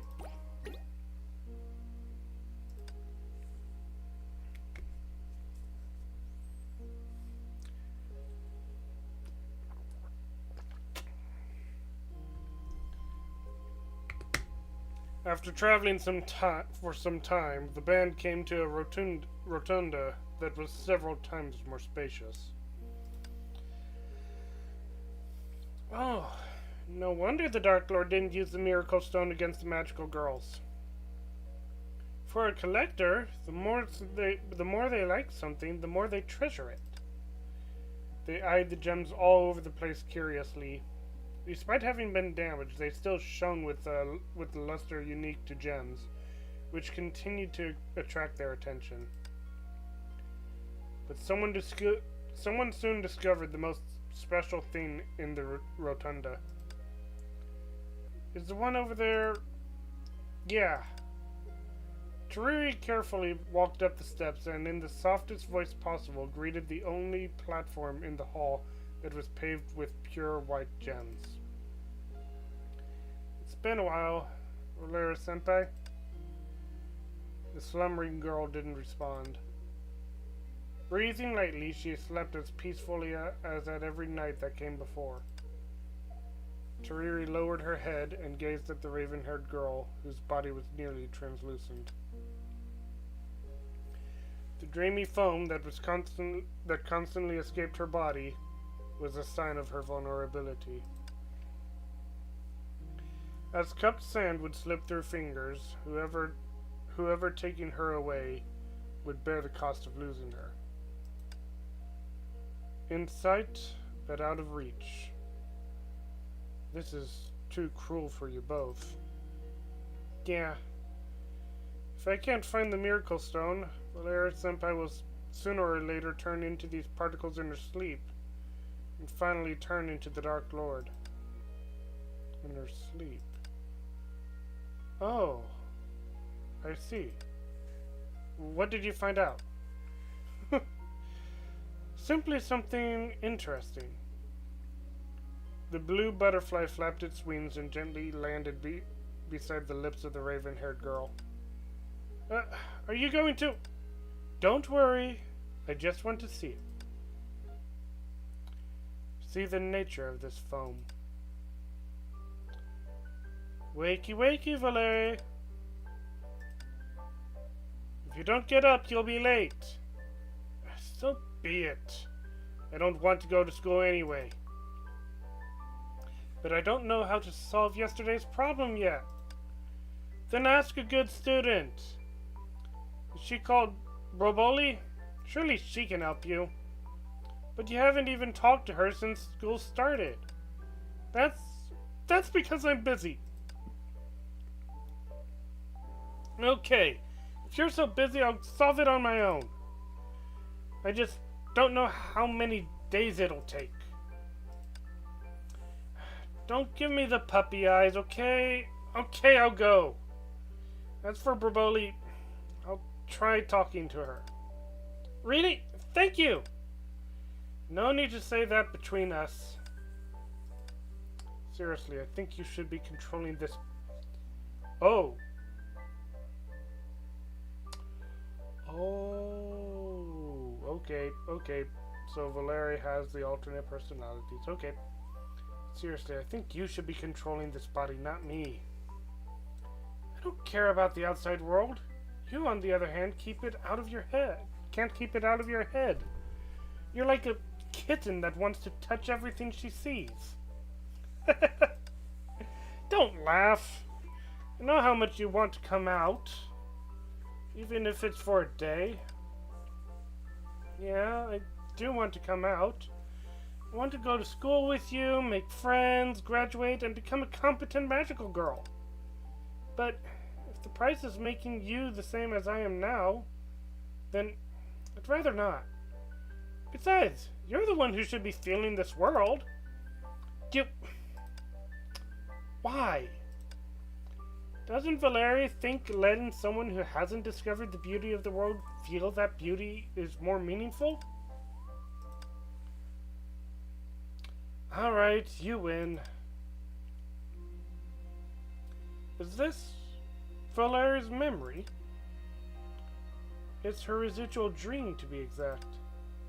When magical girls dream, they generate dream particles. Rita probably linked her dream particles and pieced together a memory. That's all. Indeed. But if you knew about it, why didn't you do it? TeRiRi touched her nose unnaturally, seemingly embarrassed. The teacher didn't teach us, nor let us learn.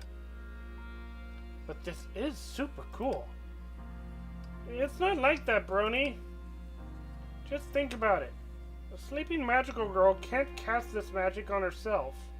What's worse, casting it on other sleeping magical girls equals peeping. This is why it's an unspoken forbidden magic. Then what are your thoughts on the other voice in Miss Valeria's dream? I don't know. She's never mentioned her to me, and I didn't know she hated school so much. When I enrolled in school, she and Bravoli-senpai were already the most powerful reserved magical girls in everyone's eyes. Your Valeria-senpai has actually been acting for someone else in her body all on without anyone else knowing it.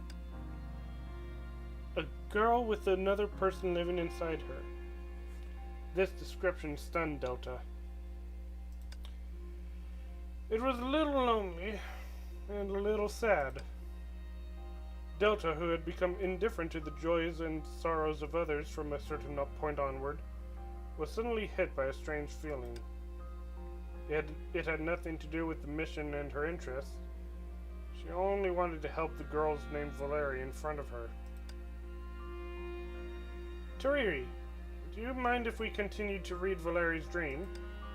As you said, this memory is her secret. It's a bit rude, but that doesn't matter now. We may find new clues this way. Of course, after she wakes up, I'll apologize to her. I need you to trouble yourself with linking her dream particles. Is that okay? Oh my, you've never spoken to me so politely. Rita, please help us. This time, Delta took a more sincere tone.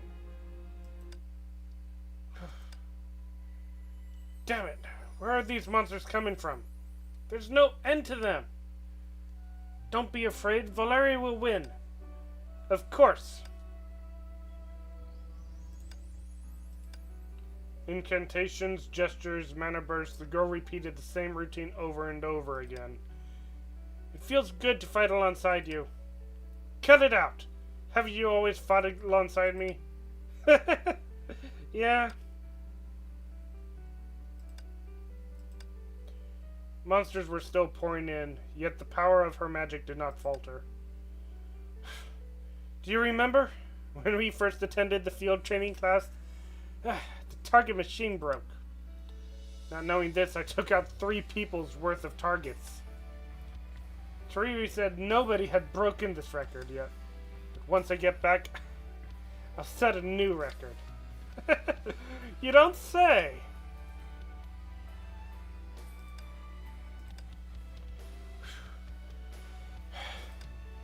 I knew the Dark Lord can't be defeated easily.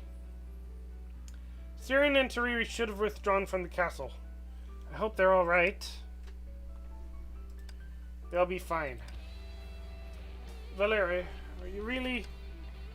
Promise Bravoli that whoever lived to face the Dark Lord would use this magic. Looks like I'm the lucky one. But you know that magic will...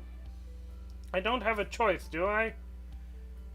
At least we come in 2.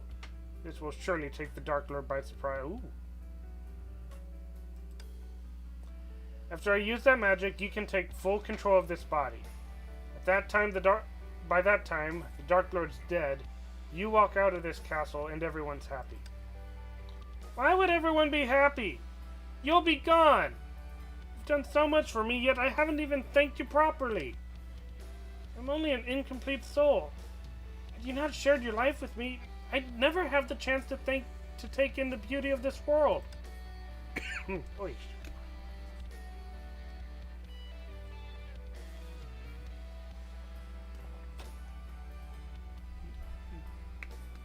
I suppose that's because a certain someone is way too talkative, making the world less boring.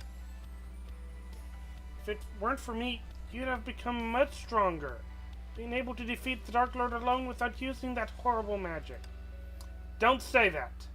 I don't like hearing it. Valerie? Look, you should be thinking about how to enjoy this world after getting out.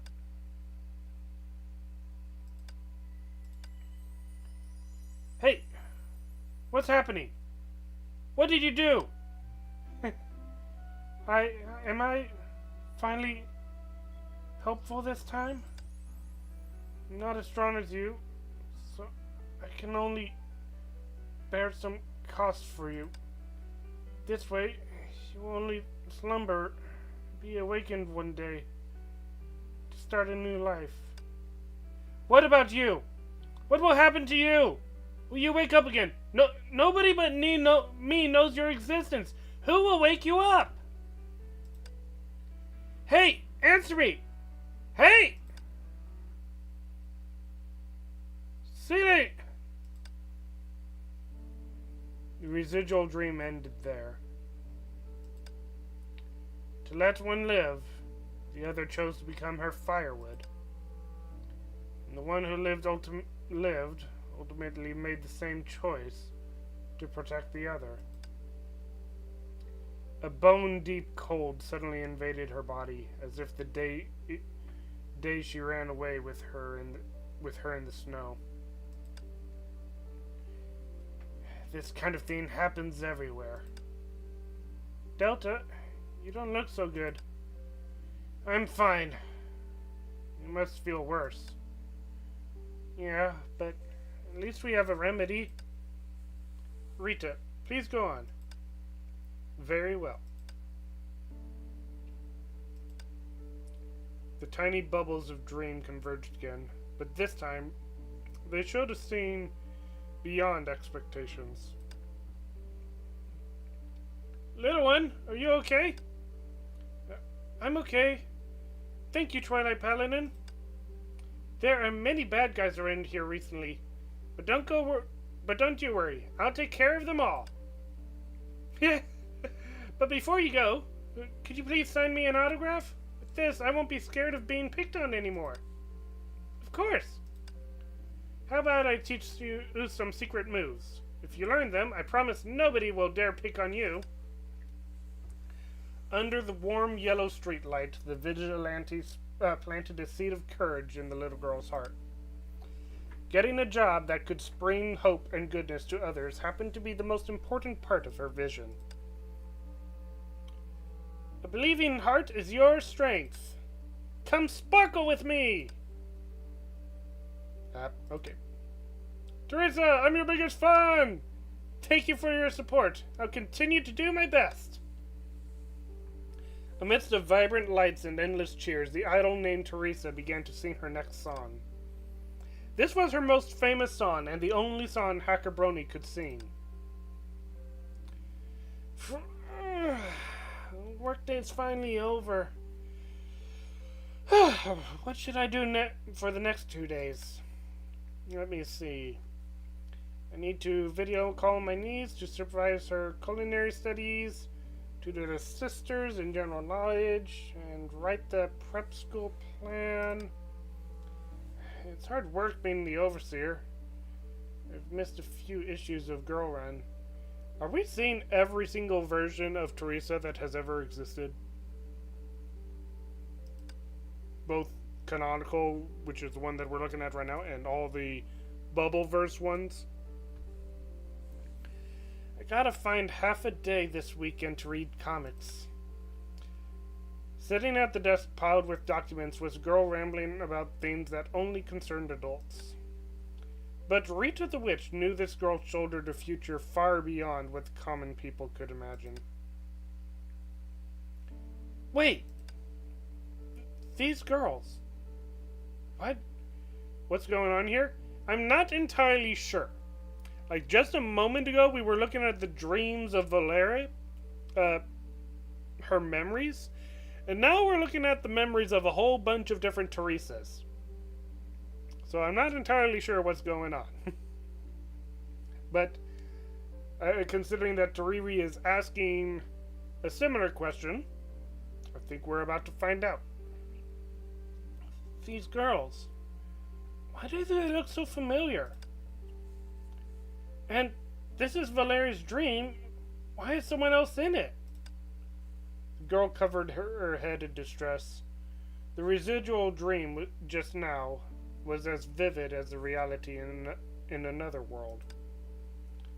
And each of these lives she had imagined in her childhood. Despite that, even she couldn't tell whether it was her imagination or a dream delusion. Rita, what was this about?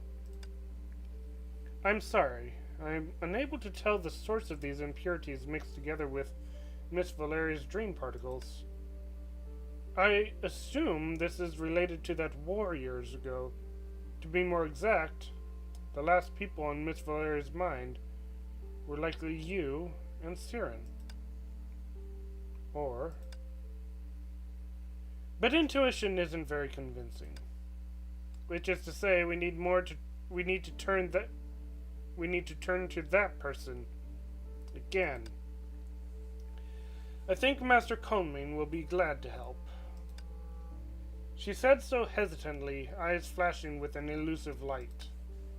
The hacker sighed and made a call to Conmin. What? Have another favor to ask me? Yeah, the great Conmin-sama, this is a puzzle only you can solve. You don't talk in such a funny tone. Cut to the chase, I'm a busy woman. Seeing Brony wanted to tease her some more, Rita chimed in timely and told Conmin what happened in great detail. How bizarre. Why is Conmin here? Do you remember when the captain tore Conmin out of her timeline, out of the Bubbleverse? Well, since then she's been traveling on the Hyperion with Captain Brony and Fallen Rosemary. So that's why she's here right now, because they're actually traveling together throughout the multiverse, or the Sea of Quanta, as it's also known as. Your explanation has given me ideas, but to sort them into an accurate answer would take some time. Before that, feel free to move onward without any misgivings. Got it, Lady Conmin? Isn't she unalived? Yeah, kinda. How do I put this? The captain kinda got mixed into this whole time traveling thing in Conmin's Bubbleverse. Pretty much, he kept on going back in time over and over and over again to try to create the perfect ending where everyone survived. However, the problem is that the Bubbleverse had what you could call an immune system that corrected time. Those who were supposed to be dead would that isn't exactly right either. For some reason, Conmin's death was a fixed point in time. No matter what, Conmin was gonna die. Meaning that the captain witnessed her death multiple times. That was probably one of the saddest parts of that event was the captain watching her die over and over and over again in his arms.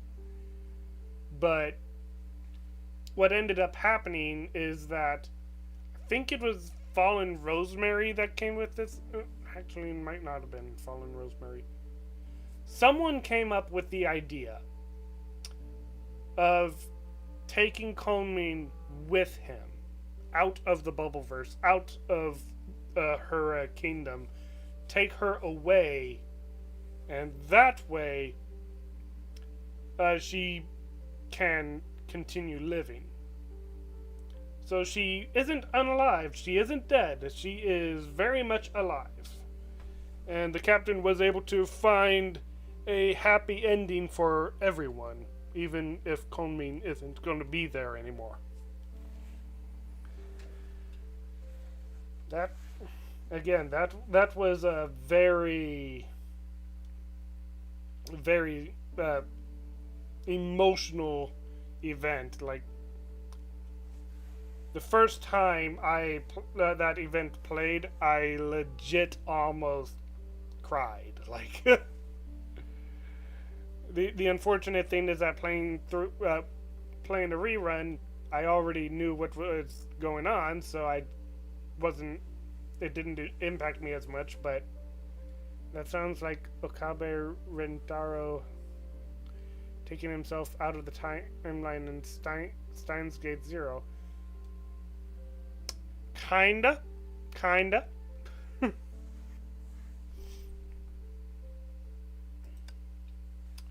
I told you not to speak to me in that tone. Okay. There we go.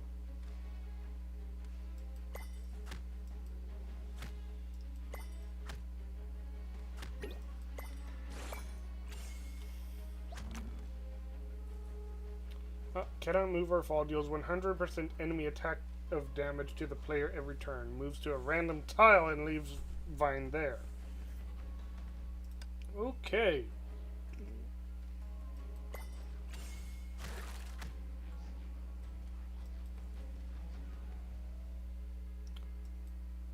Shoot.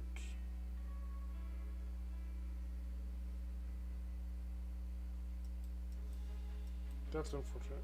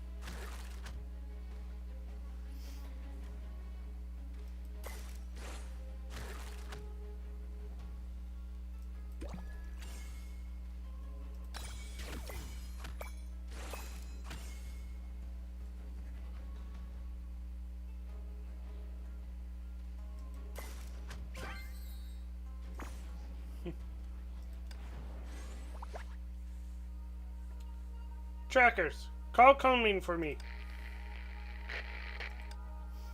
Okay, looks like our Lady Kunmin is back to staring at the stars. So now we have to make our own decision, TeRiRi. The girl snapped her fingers. On her order, her mechanical partner flew forward and illuminated the road ahead in a way that couldn't be explained by magic. There are 3 paths, and we have 3 choices. Wait for Kunmin's reply, pick one path, or take every path. Take it easy, Miss TeRiRi. You're the task giver, so regardless of which choice you make, you will face the consequences with you. Don't you two agree? Of course. Yeah. Thank you. I'll be straight then. I want us to split up and take every path. If we wait here, we'll only be attacked by more magical creatures. As for how to contact each other after entering the passage, I have a solution. With that said, she took out three delicate crystal balls from her waist bag. I've cast positioning and connecting magic on them, so they'll be automatically synchronized to their they'll automatically synchronize their surroundings to the other two every minute. Meanwhile, their light represents the distance between us. If their holders move too far away from each other, their light will gradually fade out. Clearly, the captain needs to visit Okabe Rentaro on how to stop Konmin's death. Well,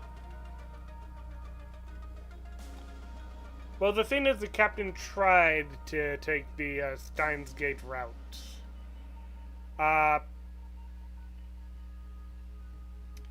You'll have to go either like go find someone who made a video on it, or maybe go back to watch my stream for that event. But he literally kept on going back over and over and over again in the same way that Rintaro kept on going back in time over and over and over again. Rintaro was just fortunate enough to figure out how to, like, go... How exactly do I phrase it? To go to the right timeline. But, unfortunately, like,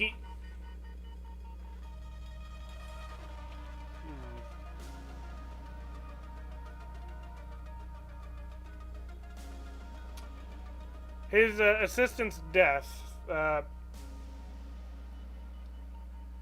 big part of that was because of the whole, like, the way the time traveling project started, right? Or something like that. So if he, by being able to go back far enough, he was able to figure out a point where he could change things for the better. If I remember it correctly. But yeah,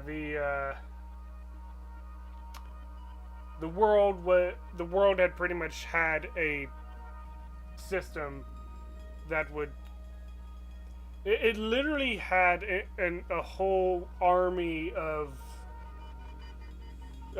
machines, of humanoid machines that were designed or programmed for the sole purpose of defeating the one who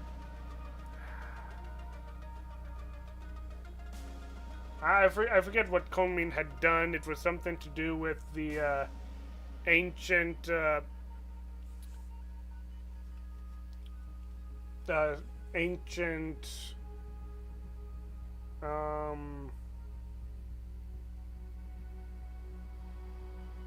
not ceremony, ritual. Pretty much because Konmin had done that ancient ritual, the world kind of redirected everything so that her life would end, and made it a guaranteed, from what I remember. It's been a while since I played that event. I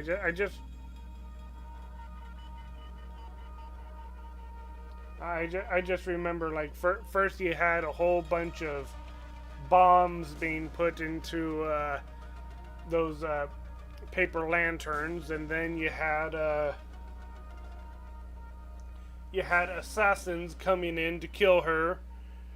Then you had the wagon go rogue, and then the captain finds her dead body in the middle of the woods, and a bunch of other scenarios, and it just... Yeah, the captain almost went mad trying to save her. To the point where it eventually came down to was taking her out of the universe was the only way to save her. And after that happened, all the machines that were programmed to hunt her just disappeared.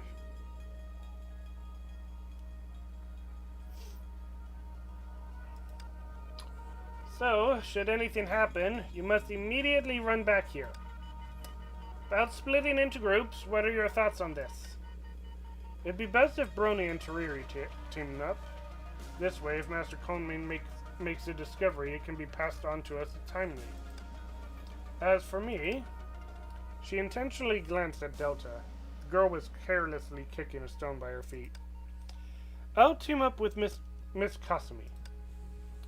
No objection. After splitting into groups, each group took a crystal ball and entered the pitch-black passage. This passage sure is long. I wonder how the others are doing. We just synced 13 seconds ago.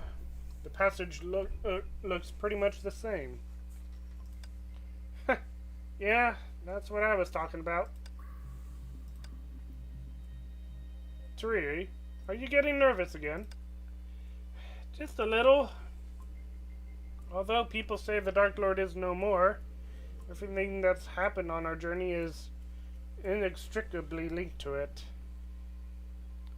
I saw your two.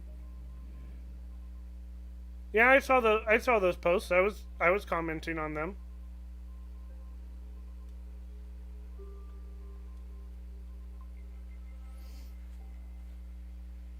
And, oh wait, actually I missed that last one.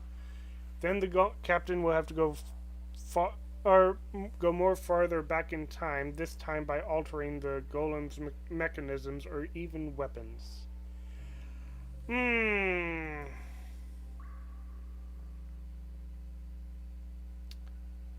The thing is, that golem was supposed to be quite ancient.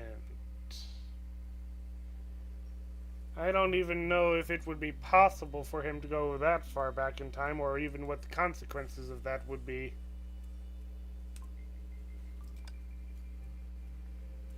Sorry.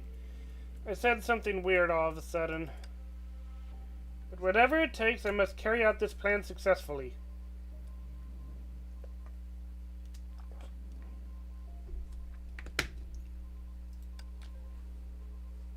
It's okay. I understand your feelings. I acted with the same idea in mind a long time ago. But my sister told me that the plan can fail, but you must come back in one piece. In this respect, Siren has actually always... The crystal ball and tracker suddenly went out. Along with it came a chilling dead silence and an increasing heart rate. And by altering such things, the world would be fooled into believing Konmin was unalive. Well, that's what ended up happening anyway, by taking her out of the Bubbleverse.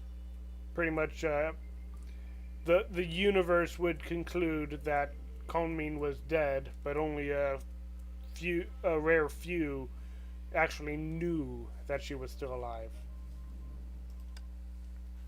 Brony? TeRiRi called to her partner and waved her hand to cast a spell. A weak light emerged from the tip of the wand, yet she didn't see Brony's trace in this small space.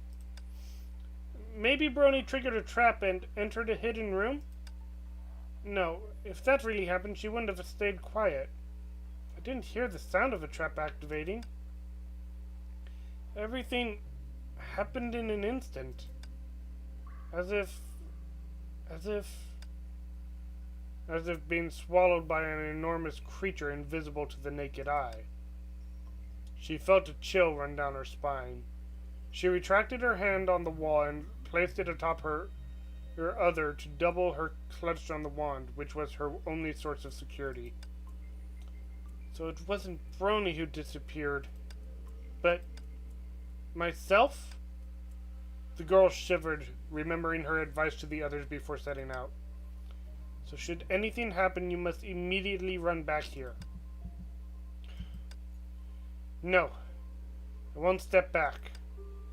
A rather solid premonition pierced the fear that filled her heart. If burning for others is the fate of magical girls, then I'll burn. Although her legs were shaking, she couldn't straighten her body, and she still walked toward a darker blackness. Meanwhile, in the colossal warship that always sailed the Sea of Quanta, the girl with a similar countenance made a similar decision. All's well.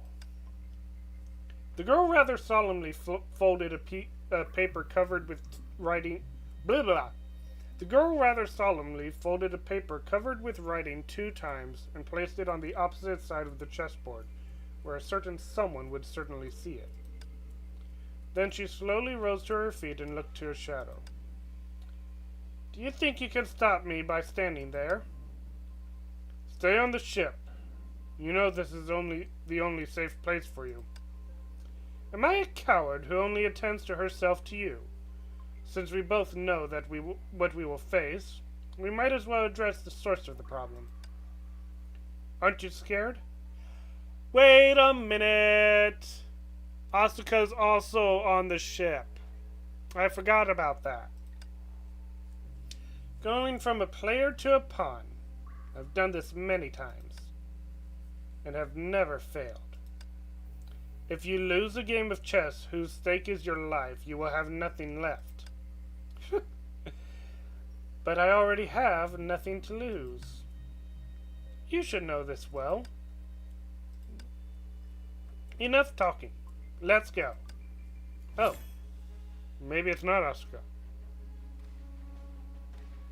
I have... from Evangelion? Redhead girl? In the crossover, that we had in, Honkai Impact, I don't recall if I ever streamed it. I don't recall if I was streaming when it happened. Asuka... Well, that's what I'm wondering. I'm thinking it's Asuka, because I'm only aware of those 4 being on the Hyperion. I could be wrong. It could be the captain. I don't know because it didn't say if it was male or female. But, and even then, I guess... Oh no, the captain is canonically Asuka from Evangelion. That's what I'm thinking. That's who I'm thinking. Because last we saw her in Honkai, she had just escaped from the Bubbleverse where the Honkai characters were experiencing Evangelion and Honkai at the same time. She had just broken free from... She had sacrificed herself to save the people of that world. And then Brony and the others found her floating in the Sea of Quanta. And then brought her on board. That's the last that we saw of her canonically in the Captainverse story. But that does mean that she's on board the Hyperion right now.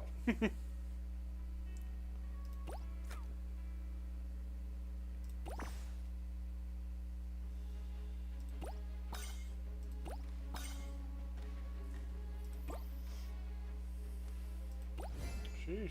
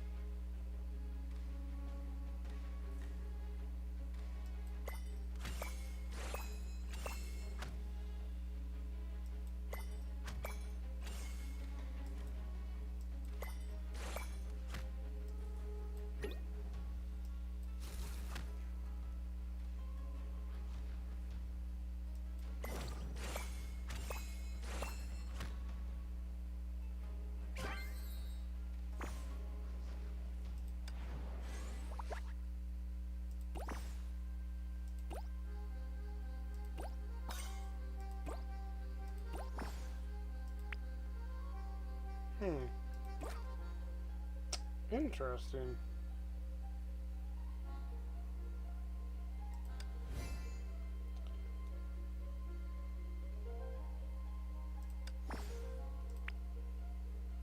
Oh, that is way too much.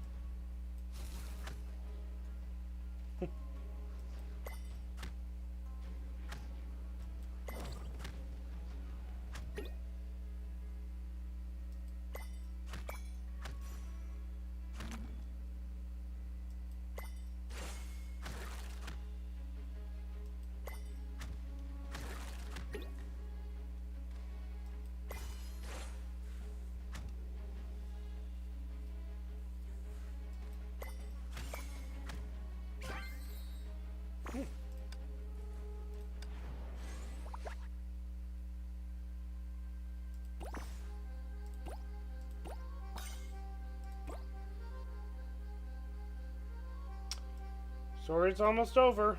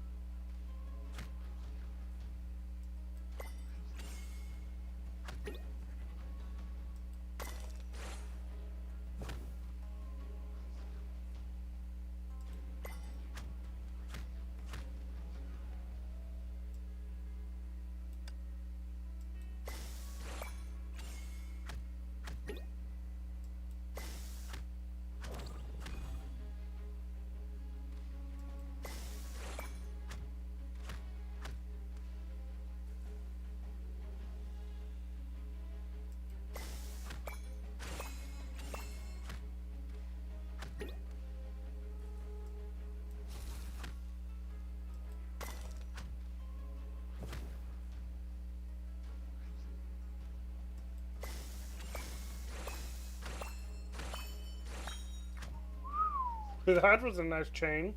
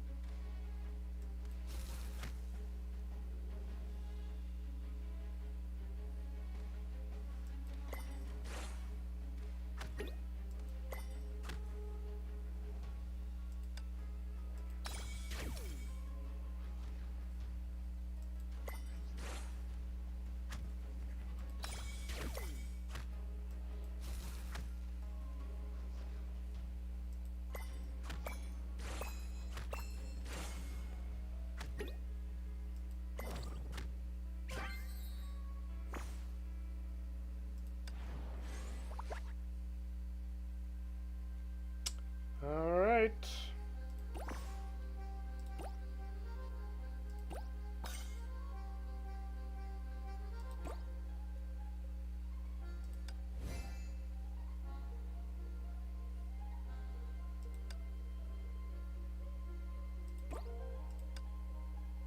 Huh.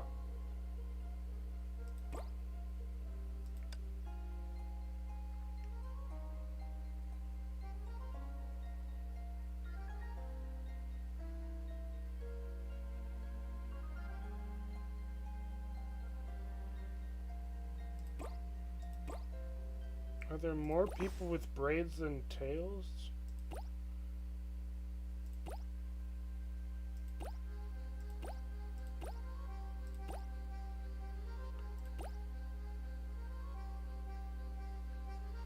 wouldn't exactly say she has braids, so... No, there's literally only one person with a tail and one person with braids.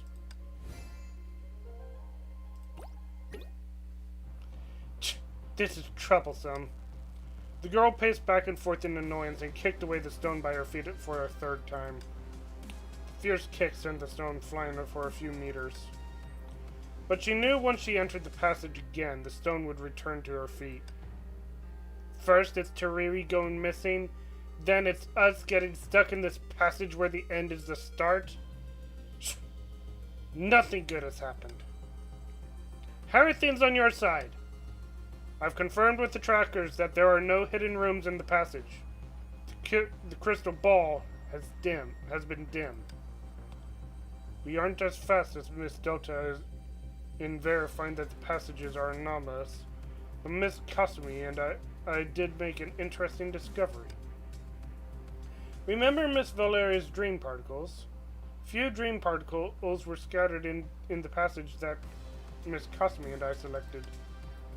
The residual dream I linked out of them featured the same girl who closely resembled TeRiRi. This discovery proves one thing.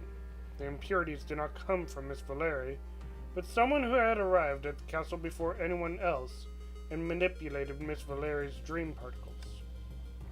The outcome suggests that this person did those things for the sole reason of capturing Miss TeRiRi. Yes. In that case, many things would make sense. Oh, looks like Miss Kasumi won't keep it from us anymore. This isn't something worth hiding, and if we don't reach a consensus soon, not only will TeRiRi be in grave danger, but we will also fail our mission. Ninja, you better not be joking. Hacker, you know better than anyone that this is not a joke. I procured 2 pieces of intel after entering this bubble universe. Firstly, an ether anchor is sealed in this place. Secondly, said ether anchor is only obtainable through the powers of a magical girl.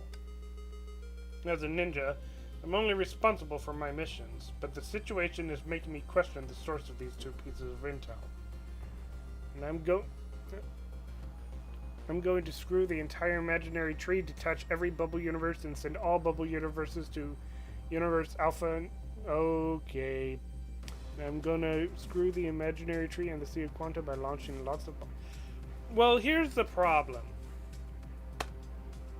It's the Sea of Quanta. It's quantum physics. If you throw a bunch of bombs in there, anything can happen. Like, that is the worst idea possible, Scarlet. Terrible idea.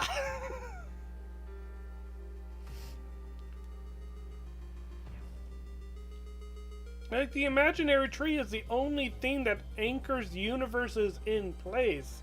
Any universes that aren't anchored to the tree are doomed to just fade out of existence. If you start throwing a bunch of bombs in there with the idea of screwing up the imaginary tree, everything's just gonna die, including Alpha November India Mike Echo. You gotta keep the tree together. If anything, your plan should be to try to get more universes on the same branch as Alpha November India Mike Echo.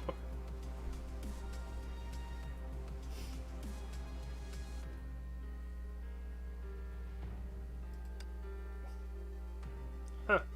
You actually questioned that guy for once. No. The source Then I will make all the universes in the imaginary tree not going away. There we go. Although, you'll also have to hop over to some of the other bubble verses that, in the light of Rome, they'll never disappear. Well, time to get cooking, Scarlet. It took Shixel several years to figure out how to transfer that bubbleverse connected to Durandal to the imaginary tree. You're gonna have to get a lot of volunteers from the different universes connected to the world tree, and get them to Volunteer to be a part of a major expedition to rescue the multiverse. No, the source I'm questioning is the one who first spread them. I'll call it the Dark Lord for now. And this Dark Lord that led us here is obviously not the Dark Lord that generations of magical girls have battled. By using the Miracle Stone as a bait, the Dark Lord has lured in countless fishes and finally caught the one it wanted. In fact, it does not care about us at all, so it is trapping us here until it accomplishes its goal. But hasn't the Dark Lord gotten what it wanted? Wait, you mean this is only the first step? Shoot, we need to make haste. Also, I'm going to bring the inhabitants of these bubble universes into universe anime. You speak my mind. But if we outsiders intervene, the Dark Lord that has been watching us will not tolerate it. Like now.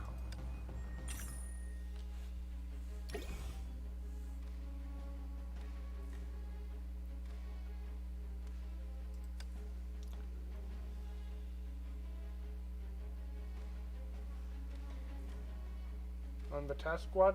No.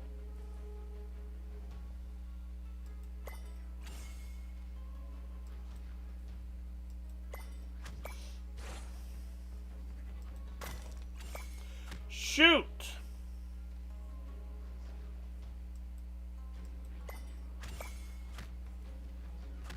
Well, it seems like I was wrong.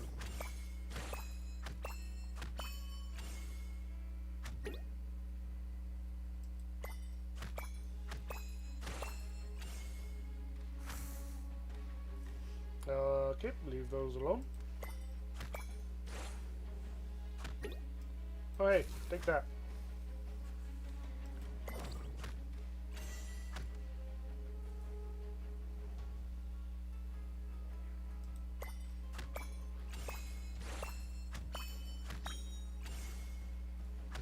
Thank you.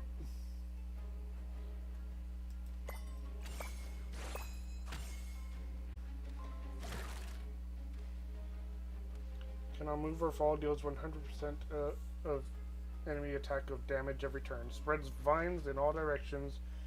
Match gems 3 times within 4 adjacent tiles.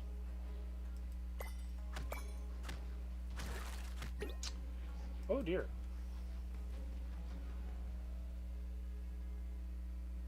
That's trouble. Trouble I don't have to deal with. You ever done any chat-based roleplay? Nope, I have not. I honestly, like... I honestly, like, prefer to do, like, virtual, like, in-game roleplay sort of things, like, and even, like... talking. I prefer to be talking when I'm role-playing, so... Like... Especially since, like, if there's a lot of people participating in a conversation, it's like... Oh, no, that's... No, never mind. But... A couple of my friends, have done them as well, so I do know of them. Though few were storylinear. Okay. The grievous injury did not bring the bat to the ground, but instead sent it into a frenzy. It flapped its huge wings to force back its enemies with strong gusts of wind, then slammed into the wall before they could react. Ugh! Damn it! Is it trying to destroy the tower? As Brony had predicted, in the incessant tackling of the bat, the top floor had opened up several large cracks. And the ground they stood on, which could barely hold itself together, slanted. Everyone, please come to me! Oh wait, never mind. Everyone, please come to me. The woman smiled on in the face of this crisis. She summoned a giant purple scythe and gently rested its tail end on the ground. In a sense, I am also magical. Yet a power that was faster than her. After a soft and warm wind blew, the forest found themselves back in the rotunda strewn with crushed gems. Have I watched Wandering Witch: The Journey of Elena? I have not watched it, but I have heard of it. How intriguing. You woman, why couldn't you blow that wind earlier? We could have fallen to our deaths. I'm sorry, I'll be more serious next time. But I did not blow that wind. What? Could it be TeRiRi's magic? Give it a watch in your free time. Okay, I'll take a look at it. If Miss TeRiRi can use magic, why didn't she use it to escape and join us? Anyway, let's return to the top floor. Oh wait, never mind that. Anyway, let's return to the top floor. That brat that only listens to the Dark Lord is our only breach. The ninja immediately began looking for the path up.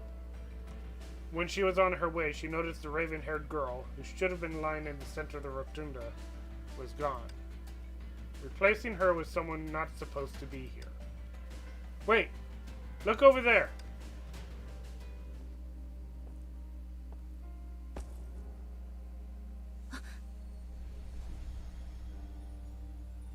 Oh. TeRiRi. Oh.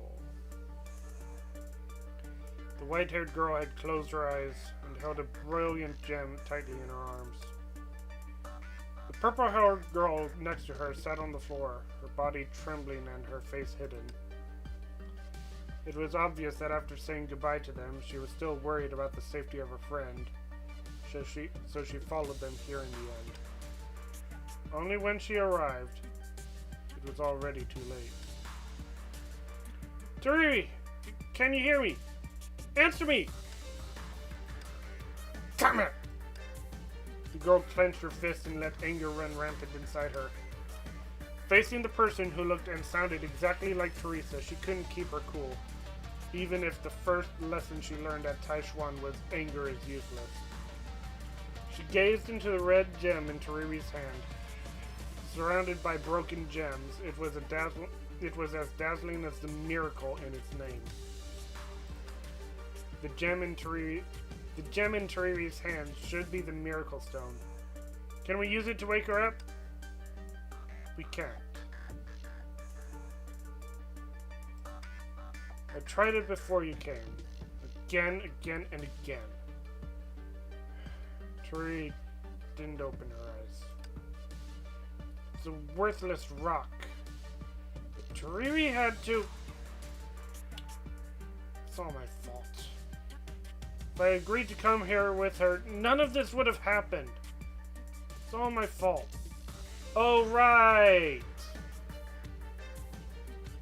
Teresa also has a tail. Or TeRiRi. Please don't blame yourself, Miss Urin. It appears that Miss TeRiRi is only slumbering, and her body isn't in the same condition as Miss Valerius. We still have time. Anyway, we need to take TeRiRi away from here. Hey, don't touch that! Huh? It's a worthless rock. There should be no harm in letting me take it. The girl looked askance at...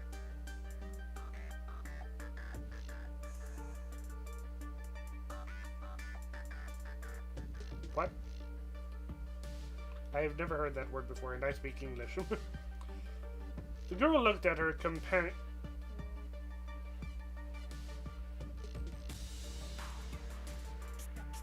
The girl looked askance at her companions who were doing the same. At some point, the four of them had pulled apart, and now that the Ether Anchor had appeared, their impossible alliance had come to an end. This observation didn't escape the perceptive ninja. Without a moment's hesitation, she met the hackman's gaze. I have completed my mission. It is fair to take my payment. So, it's you. Going so far as to backstab your client to seize the payment. Ninjas are more cold-blooded than I imagined. My mission is to escort TeRiRi to obtain the Miracle Stone. I consider myself responsible enough. But she exchanged looks with Delta beside her, who clearly had the same questions as she did. I understand you find us the most suspicious, but to be honest, I don't know what's going on. From the time we entered the castle until now, we've been acting together. The only time we were apart was when you were with her. Are you accusing me? No. Just want to point out the flaws in this wrongful suspicion. As you can guess, we came for the Ether Anchor. We have no need to go to such lengths, nor the time. I maintain that meaningless fight should be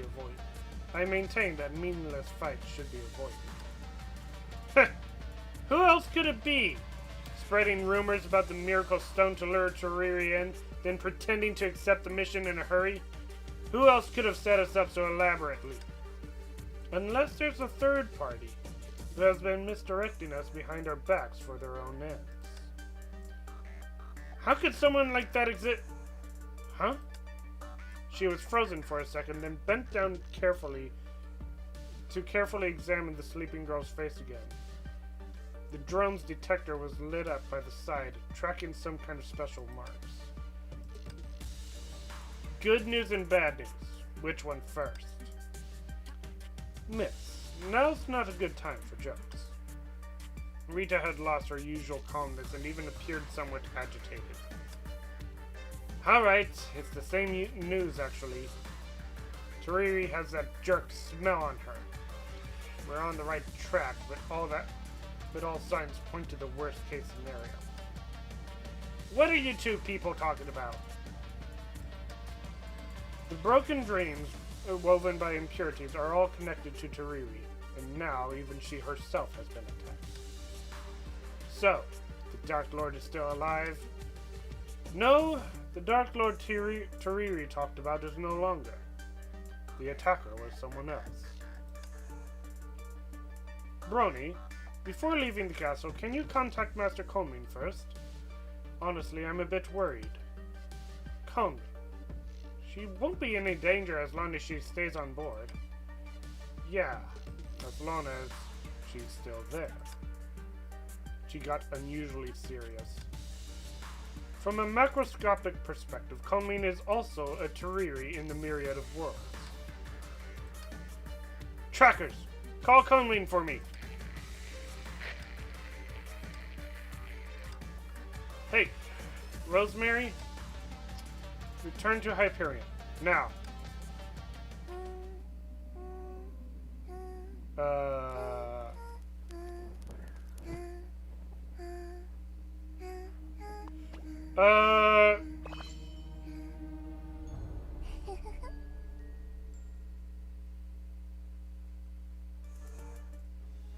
Aren't you supposed to be dead?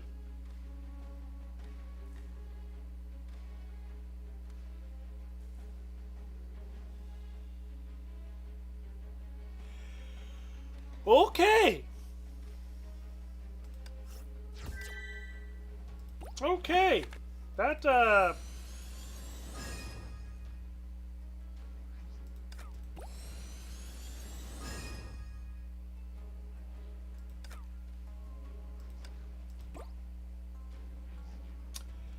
Who's that? Well, Scarlet. Oh. That. No. That was her.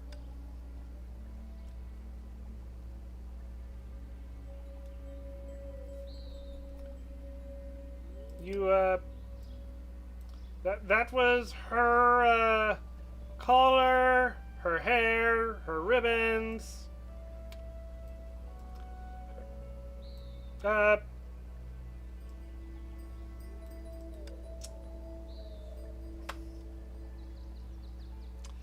So, allow me to, give a little bit of a history from what I know about, or from when I experienced this character's event.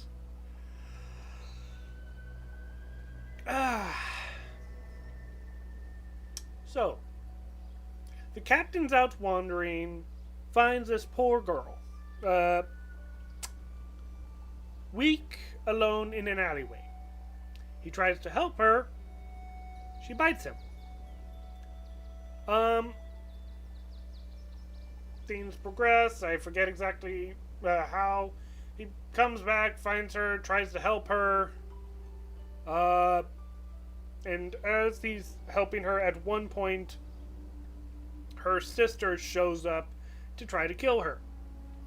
Turns out they are both immortals, but while Callan, this universe's Callan,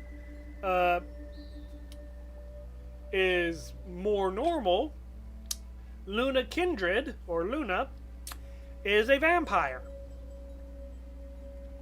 And can go into a blood craze.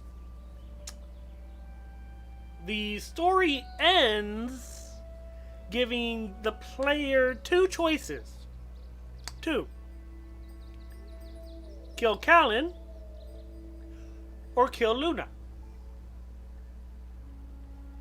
You kill Luna, she dies wondering why you betrayed her.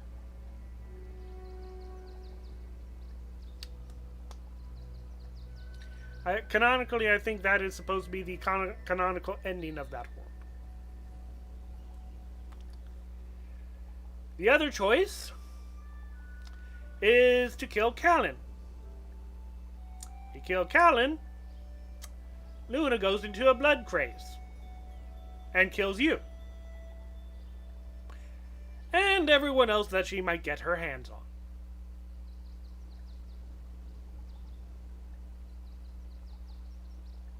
Well, the thing is that Otto has already done that, Scarlet, so Captain doesn't need to. Otto literally created a whole alternate timeline for Callan to go on living. So he's already done that by killing himself. At the expense of a lot of people in the original world.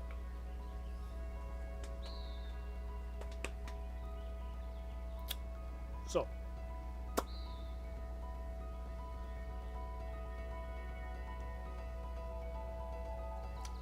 Yeah,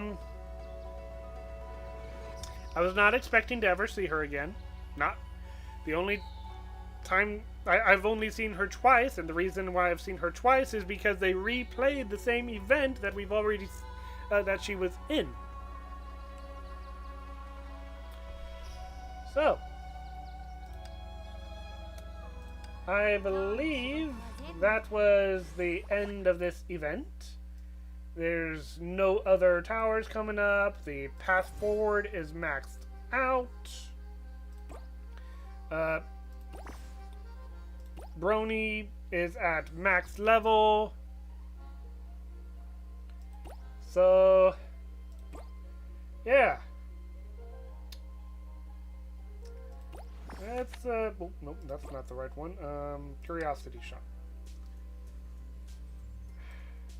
I am a little curious, though. Why? Who is this supposed to be? Is this supposed to be like one of those lead magical girls in that world? What's the name of the timeline where Callan's alive? I don't know. Literally, we've only seen that timeline once, so...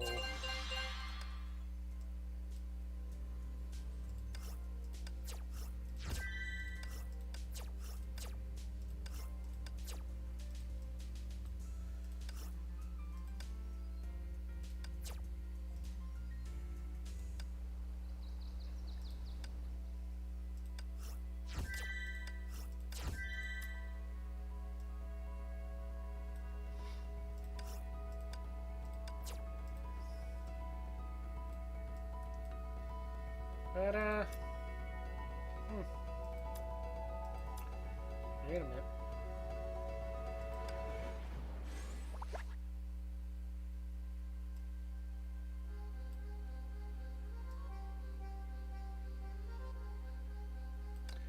Ah, okay, okay. There's Tower of Horse. Oh well.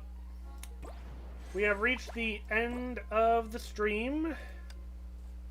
Yeah, I guess that'll be it for today. Anyway, thank you, Scarlett, for watching. Very nice having you. I see that I got 2 likes for the stream, even though that you were the only one that ever commented, so I have no idea who the second person was. But thank you, mysterious fellow, for liking the stream. Anyway, next week will be my week off. I've been looking at, when do all the bubble universes and the captain's group meet the main timeline characters? Never. At least not. There doesn't seem to be any indication that they will ever meet. We'll see. But currently, it doesn't look like that will ever happen. That's pretty much the simplest answer that I can give. There are the Captain's story, Captain's Bizarre Adventures, as people call it. Then I'll make them all meet each other. I mean, yeah, fan fiction can always do that. But yeah, canonically, there doesn't seem to be any plans to have them meet. But yeah. Anyway, I was looking at Blue Archive and Arknights. Arknights, I am kind of curious about it. It's a tower defense. It's been a while since I've done a tower defense. And it is also available for PC, so I would have just download it straight from their website. So I might do that. But, yeah. Anyway, Scarlett, thanks again for watching the stream. And even the tank. Ah, just doing one big crossover, huh? Well, anyway, as I was saying, thank you very much for watching. Been a lot of fun, and yeah, I will see you later. Bye!